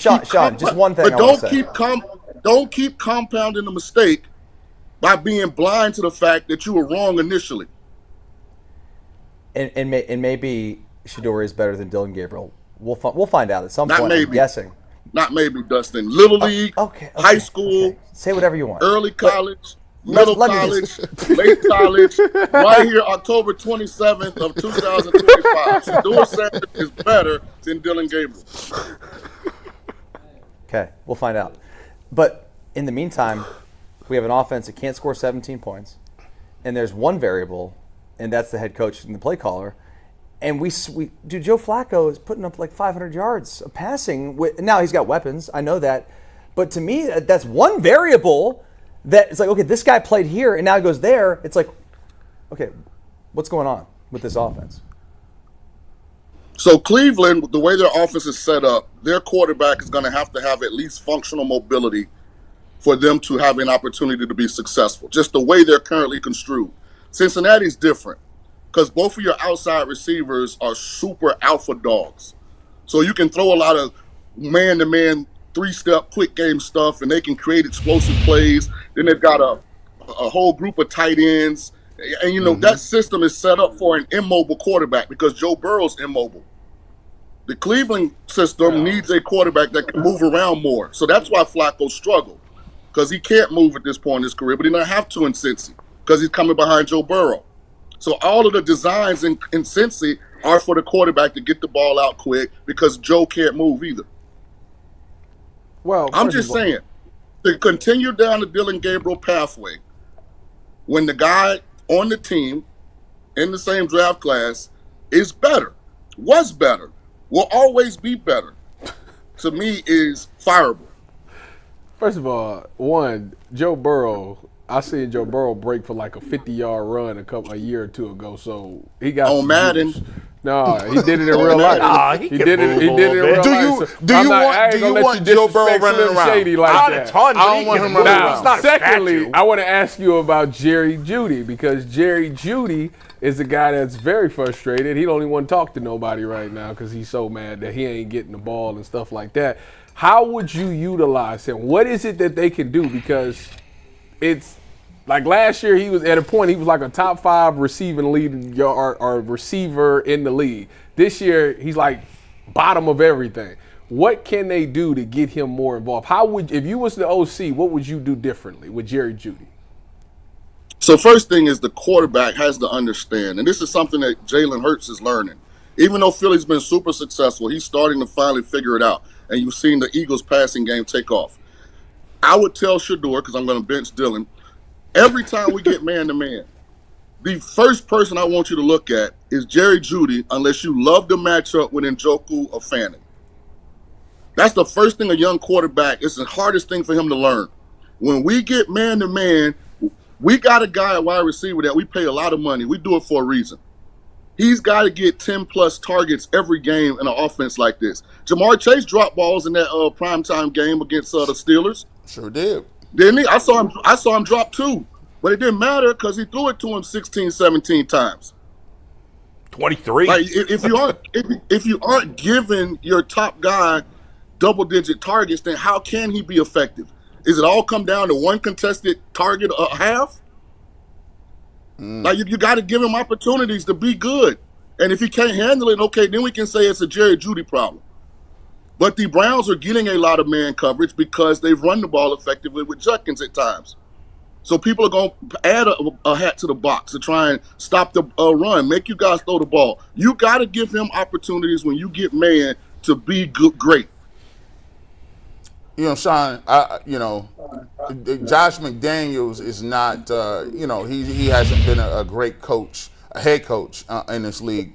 But the one thing that is undeniable is when he get an opportunity to get on them offensive coordinator sticks, he going to scheme you up with the best of them. It was a master class. That second half, he came out there and he set 3-4. He was 4 or 5 plays ahead of people. He is a guy that looks like he adapts to whoever he got. When he was in New England, they had Aaron Hernandez and Gronk, so they was heavy with that. They had Wes Welker and smaller receivers. They was vicious with those guys. They ran the ball some when they had LeGarrette Blount. They switch it up. To me, what I see Kevin Stefanski, he seems to be a play caller that says, this is what I like to do. It don't matter who you are or what you look like. You are going to run what I run. Do you think he's an adaptable play caller? And is that and when you having younger guys, do you believe you need to be a little more moldable and shapeable in terms of what you run from week to week? Well, to answer your question, I think Stefanski is overwhelmed. I think he should relinquish the play calling duty simply because he needs to be the head coach. I don't think he's proven that he can manage the game and call the offense at an elite level on a consistent basis. Now, should he have input? Yes. But sometimes relieving yourself of that allows you to do other things. Be a motivator on the sideline, like make better in-game game management decisions. As far as the quarterback adapting, sometimes you need a wild spirit. Like, this is why I think Shedeur actually might have some immediate success, because sometimes the play call ain't a good one. Hey, like, hey, you look over there at Jerry and you send him a hand signal and you make something happen because we're getting man. Right? Sometimes that's at the end of the day, the quarterback is in control, no matter who the play caller is. Like, you do have the ability. Now, you might get yelled at and screamed at when you get to the sideline, but he can't say anything if it works. Well, except when Bill Belichick got rid of Purdy. You've got to give Jeudy targets. Like, you're getting a lot of man. I'm looking at the film. You should never throw the ball anywhere else in man-to-man coverage without first checking with Jerry Jeudy. Well, to be fair, they had Christian Gonzalez over there. He's like top 3 in the league. It don't matter. My personal opinion. Matter. I just want to make sure I want to let you know. I know you talking about my neck of the woods. I'm just telling you. Hey, listen. What's the hardest position in football right now to play at a consistent high? Corner. Right. So I'm gonna put you, Christian Gonzalez, you, Patrick Surtain, you can go down the list. I'm gonna make you guys make plays and not get penalties. Well, so let me ask you this, Shawn. They hold on every play, the corners. Every single play. Out of curiosity. And the refs call it. Yeah, out of curiosity, Shawn, what if you go over there and they pick you off? You going back? Well, you ain't scoring no points, no way. That's right. That's true. Yeah. I mean, you ain't scoring no points doing it the way they're doing it now. Like, you sound like somebody that told Terrence Crawford not to go to 168 and fight Canelo. You can't be great. I would never. unless you're First of all, I would never tell nobody to duck no smoke. So don't ever put that on me. I would never say that. All right then. If I'm playing quarterback and you over there at cornerback, I'm telling you in the pregame, we gonna check you out. We gonna check your temperature today. We gonna say, are you today? You say that to me, I'm gonna be smiling. Says you are. You say that to me, I'm agreeing. I'm please. Here's what I know. Hey Dustin, here's what I know. Yeah. T-Bush, here's what I know. Every week in the National Football League, I see great offense beat great defense in the secondary. Yeah. How many times you see a quarterback throw a great ball, receiver make a contested great catch, and the DB did everything right? A lot. A ton. I'm gonna make him make plays consistently. That's how you got to approach a guy like Jerry Jeudy. Make the cornerback make plays. Now, if he's doubled or something, you got to be smart. You got to be able to get through your progressions then and find a completion. But I'm going to Jerry like, man, listen, man. If I got to go against Stefanski, I'm going against Stefanski. Hey, listen, dog, I'm feeding you that pill today. Get a good night rest. Get some of that Pedialyte in the morning. Make sure you stretched out. Because I'm coming to you today, big dog. I'm coming to you. I would play with that, Shawn King. Revolt against the fans. I play it. Yeah, swing me the ball. I'm ready to go. This is any given Sunday. Hey, you Willie Beeman out there. He changing the plays in the huddle. Willie Beeman. Hey, no, not in the huddle at the last scrimmage. Let me ask you a question. When Shador was at Colorado, when he got in the crunch, who he threw the ball to? Travis Hunter. You know what it is. All right, and what Travis Hunter do? Win the Heisman. You know what it is. Make plays, right? They got Goldilocks down there in Jacksonville. He got the same problem Dylan Gabriel got. He stinks too. Yeah. This man is. He got a Heisman Trophy winning wide receiver. He won't throw him the ball consistently. Shawn King, you got a Black and Mild cigar. You the freak that Black and Mild. You freaked that cigar today, bro. Like you freaked the cigar. That's wild. I got a question. Hey, where are you sitting right now? Are you smoking a cigar at Lifetime Fitness locker room? No. I'm a member of a high-end, real bougie cigar lounge. So I was gonna say, is that a cigar lounge you're at right now? Yeah. All these guys are rich. They don't wake up to like 10, 11 What is it? What is is that a cigar locker box behind you? Look at him. Oh, you're a beast. Damn. Oh yeah. Okay. That's high living Sean's right living there. large. Yeah. Oh, listen, Oh, man. man. Hey, it's also 9:15 in the morning in Vegas where Sean is. So Hey, man. By the way, more respect to Sean for doing man. it. By the way, somewhere. Yeah. Hey, man, them cigars are strong, Sean. I thought I almost died one time. I said, what is this? Somebody done laced this cigar. I'm a newbie. I don't smoke nothing. I almost passed out. I don't know how y'all do that at 9 o'clock in the morning. I'll give it up. I'm telling y'all, hey, Browns fans, I'm going to send you a message. Just boycott the next home game. Nobody go. Oh, Shador be in there early. No one's going anyway.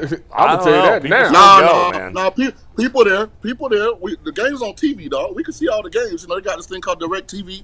They got the NFL package. All the games on TV. Yeah. We watch Wait till December, man. It's not on Direct TV anymore, Sean. It's on YouTube TV. Whatever it is, we got it. It's on Direct TV too. They got the package. It's in the 9,000. I think it started $95.50. It's on there. Yeah, I know it's you still still on dealing with DirecTV beepers and at the stuff. bars. Yeah. Oh, really? He's still dealing with. He technologically challenged. He still got beepers and stuff. You did something earlier that's unbelievable. Is that the only call you got this morning? Are you talking to me? What do you mean I'm technically challenged? You're older than me, Sean. Hey, come on, who calling me? Like, how old is he? My phone on like 12 times since I've been on this segment. Sounds like He flexing. He flexing so tough. He got one. I tell people not to call me. God, my phone's buzzing.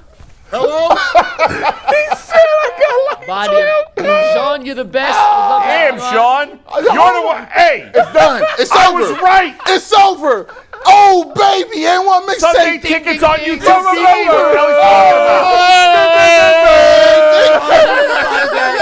Don DeMarco. Damn. Sean, I'm catching strays.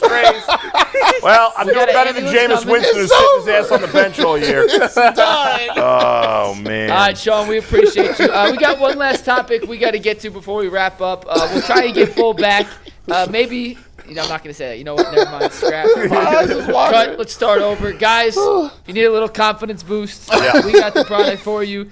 What happens when a bald eagle stands on top of a silverback gorilla while riding a T-Rex? Confidence, pure confidence, if you're looking for something beyond the usual pill. It's time to meet Roujit Go Long. It's not just another ED pill. It's a total game changer for confidence. Ready to level up your confidence? Head to Roujit.com. Use promo code LOCKEDONNFL for 15% off your first order. All right, guys. Andrew Berry, throughout his tenure as the Browns Browns general manager, has always spoke during the bye week. Except this year, he is not scheduled to have a media availability. It could be because there is a trade deadline approaching next week and he doesn't want to address any of those things, or it could be something else. However, the first 5 years he's been the Browns GM, he has spoken during the bye week. Dustin, do you have any issue with Andrew Berry not speaking during the bye week this time around, considering the current state of the Cleveland Browns? Do I have an issue with it? Yeah, I mean, I have an issue because I think we deserve to hear from the guy that put together this roster and put together this team and feels like this is good enough for those fans that pay their hard-earned money to go out and watch. So that I have a problem with. But if he talked, he wouldn't say anything. That's a fact. You know what I'm saying? So it would – I give them credit because, like, you put him out there and he doesn't say anything, it's going to make things worse. It's going to piss off everybody, including us, and certainly the fans are going to be upset about it. So no, I mean, what do we expect? Like, he's not going to come out and talk. He should, but he wouldn't say anything. So yeah, I mean, part of that's got to be on the people asking questions to demand an answer. No, they don't want to give up their access. Who cares? It's not even that, Adam. They could press him 100 times on Shedeur Sanders or something. He's not going to say anything. He's going to say next question. Well, so make him at least say that. He's going to say, Adam the Bull, respectfully, I respect the question. I can't say, he's going to dance around it. So he obviously should speak. It's ridiculous. Yeah. Kevin Stefanski comes out there every week and looks like an idiot, so he should have to look like an idiot. You got to get a State of the Union. Like, okay, give us something to grasp onto. I sure hope he on the phone. So if he ain't gonna speak, I better get an alert that say something about. And by the way, trade or something. The trade deadline excuse is ridiculous. But even if you use that excuse, then okay, come on next week. The trade deadline's next week. Hey man, your calendar ain't filled up every second of the day. The press conference is 20 minutes tops. Well, that's what I'm saying. But even if you want to use that as an excuse, which it's not. Let me go ahead and I'm gonna just throw this out here. Yeah, I said this a couple of weeks ago on the Ultimate Browns. I said, man, there's a little divide growing. There's a little bit of a cold war in Berea. I'm telling you that right now. Listen, if Kevin Stefanski, look at the agitation level on Kevin Stefanski's face when he got to come out here and answer to a pick he didn't even draft. It was evident. He said, my guy is Dylan Gabriel. And then Jason said, 24 hours, that thing changed because they took Shedeur Sanders. And the owner, or wherever the case may be, they're like, oh, we're going to figure this out. So now you got that whole conundrum. And on top of this, you think Kevin Stefanski wanted to trade Joe Flacco? You Probably not. No. He had nothing. He had no way he was doing that. But you know what? They made the move. Now, why would you make a move and Kevin Stefanski was not planning on paying Dylan Gabriel this early? He was not planning on having two rookie quarterbacks. And by the way, no, to be fair about that, they had already benched Joe by the time Dylan But here's the traded thing. him.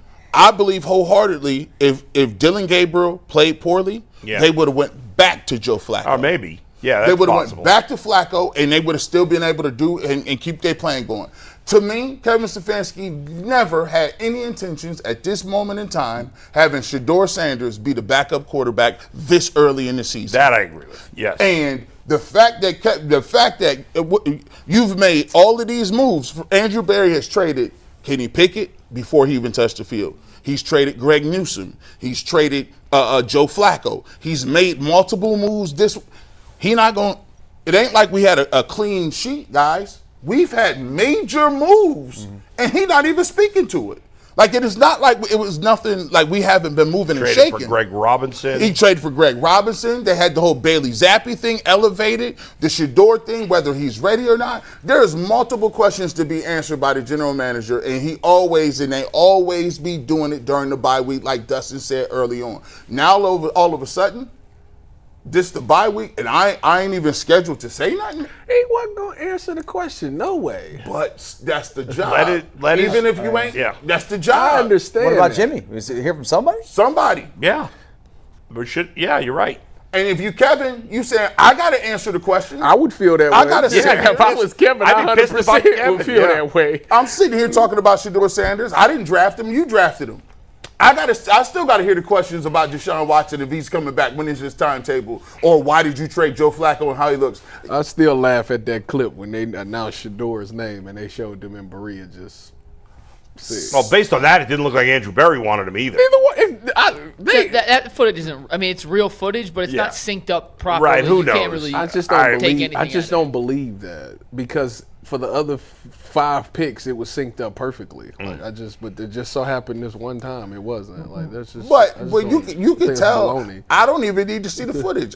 I could tell by their transactions. The transactions don't line up. Jason said it here yesterday. I don't know why you gave all the reps to Kenny Pickett and then he never made the field just because he pulled his hamstring. Like if you loved him, you'd wait till he got off IR. You play Flacco. He falters. You go to Pickett.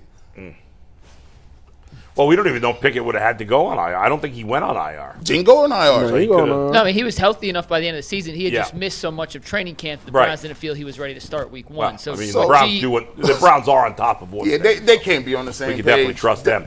All right, let's get super chats, Mike. All right, we got some super chats. A good number today, so let's get into them for the last 15 minutes of the show, as we always do. First one comes from Medic5151, who says, so Stefanski lied when he said before he's invested in all players' development. He's not invested in Shedeur's development if he's not preparing Shedeur to start. I just think it's hard to develop right now. You're not developing a backup quarterback during the season. Miss Bell says, FYI, Kevin hasn't been raining on everyone. I don't know what that means. What does that mean? Shinobi Black Ops says, Stefanski reminds me of Dr. Miles from Drumline. The difference between the two is Miles was able to listen and compromise to be better, unlike Kev. Does that Morris Brown will be spanking that. One band, one sound. It's a great movie. One of the most all-time rewatchable movies. You ever catch that on TV? Bro. Doesn't matter if it's the beginning, the middle, the end. You watch till the end. It's almost as good as Stump the Yard, but then Chris Brown dies in the first. Come on, bro. How you have Chris Brown? You think Stump the Yard better than Drumline? No, I think it would have been comparable if Chris Brown didn't die. Yeah, I don't know why they did that. Like that was wild. I guess I'll take Wildcats over both of them. You crazy? Yeah, man. I don't even know what that is, Haven't but you seen any of crazy. those. Wildcats?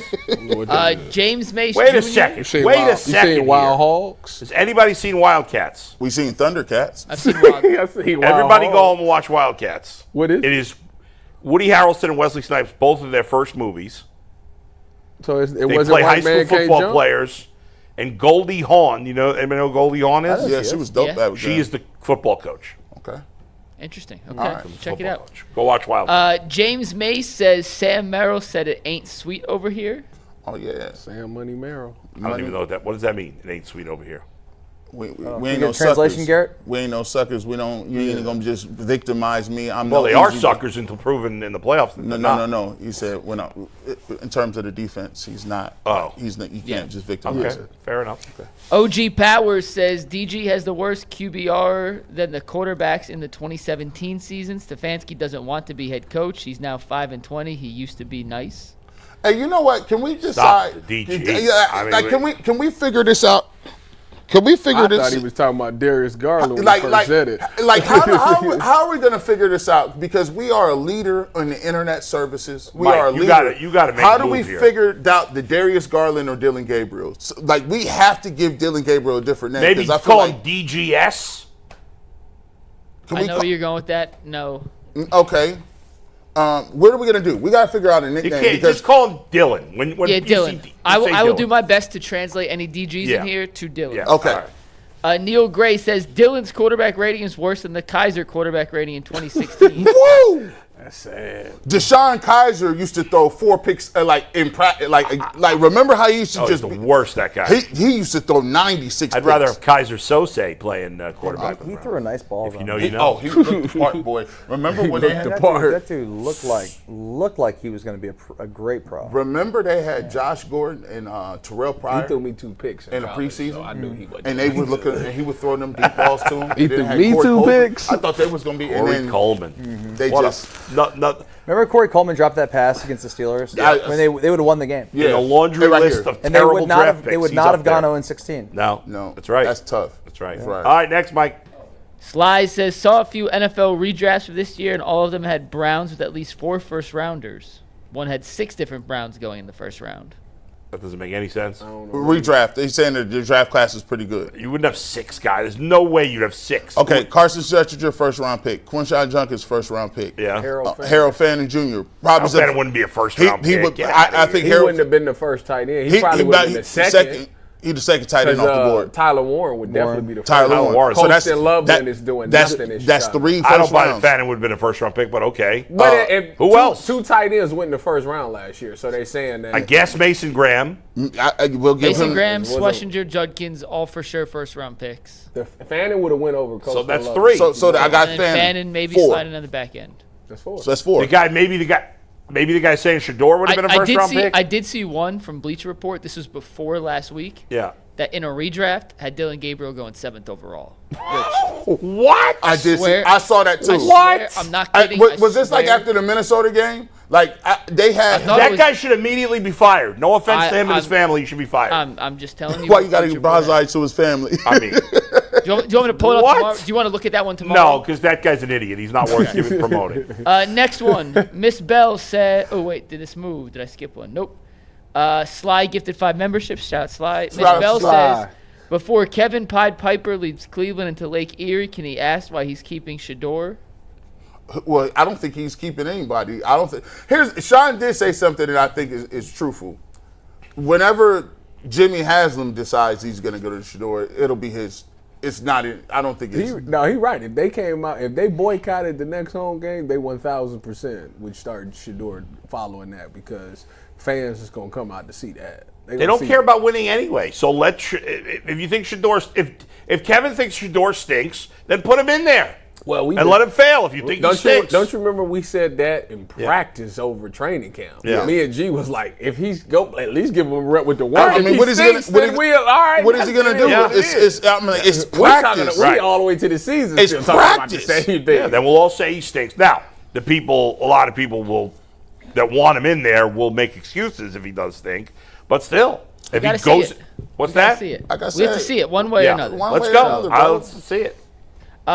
Lindsay Wade says, if Shador is truly a bad player and not ready as claimed, starting him would go perfectly with their tanking plans. Yeah. But they won't play him, and Stefanski won't even discuss it. That's true. I like that. Exactly. I used to listen. What I just said. Yeah, let's throw him out there. You gonna get that first pick if he garbage, right?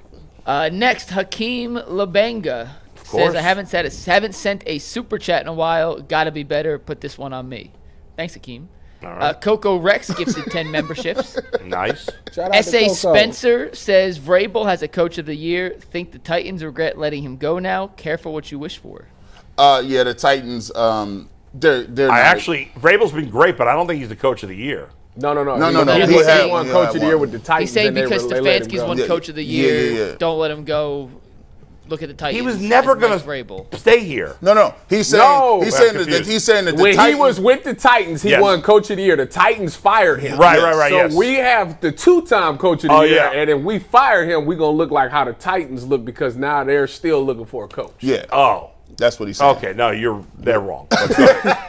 Translation. Sly says, once Kevin said David Bell was his guy and told Andrew we can't leave the draft without him, I believe he is making the grade. He sure did. Did he say that? He did. You know what? Hold on, wait a minute. Whoa. To be fair, David Bell at Purdue was pretty good. He was a really good player. Yeah. Big Ten receiver of the year. To be fair, in the NFL, he's been due. But I'm just saying, like, shout out to David Bell. I understand it. Like, he was very productive. He went for like 200 yards. And the Browns did a great job developing him. I ain't got nothing to do with that part. But I'm just saying, I understand why they also won. ran a 4.7. He was slow. He was pulling a truck, dude. I mean, he was slow. He was a good, very good receiver in the Big Ten. Next.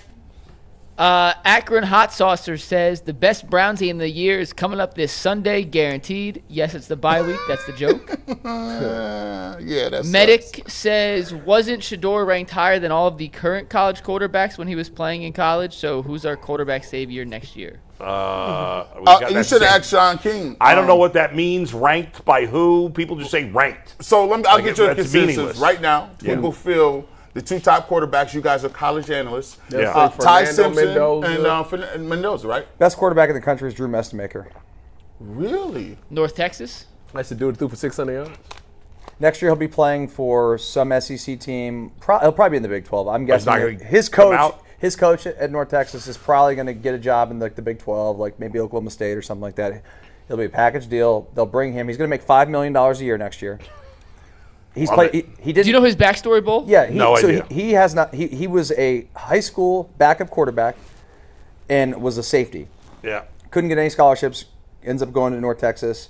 Never played a game. Started the bowl game last year. Played in the bowl game last year. Yeah. And then starts this year. Is tearing it up. He looks. I mean, he looks like the next Jared Goff. Like he's like really, really good. Zero varsity He's starts. more mobile than Goff. What's that? Zero varsity starts That's in high school. In high school, zero varsity. Dude, watch him, dude. Crazy. Threw for 608 yards on Friday. Yeah, he's been awesome. But has he played? They played against anybody? They played South Florida, which is a damn good team. Yeah, they've played. I mean, they're in a. They're not a power. But he's not coming out though. No, he's a redshirt. No, freshman. he'll play next year in college. No, but the guys that are going to be in the draft. Right. I'm just letting y'all know right now. Drew Mestemaker will be the top quarterback probably taken in like 2 years. Okay. I like that. But in this draft, who's the best quarterback you think right now? Fernando Mendoza, Ty Simpson.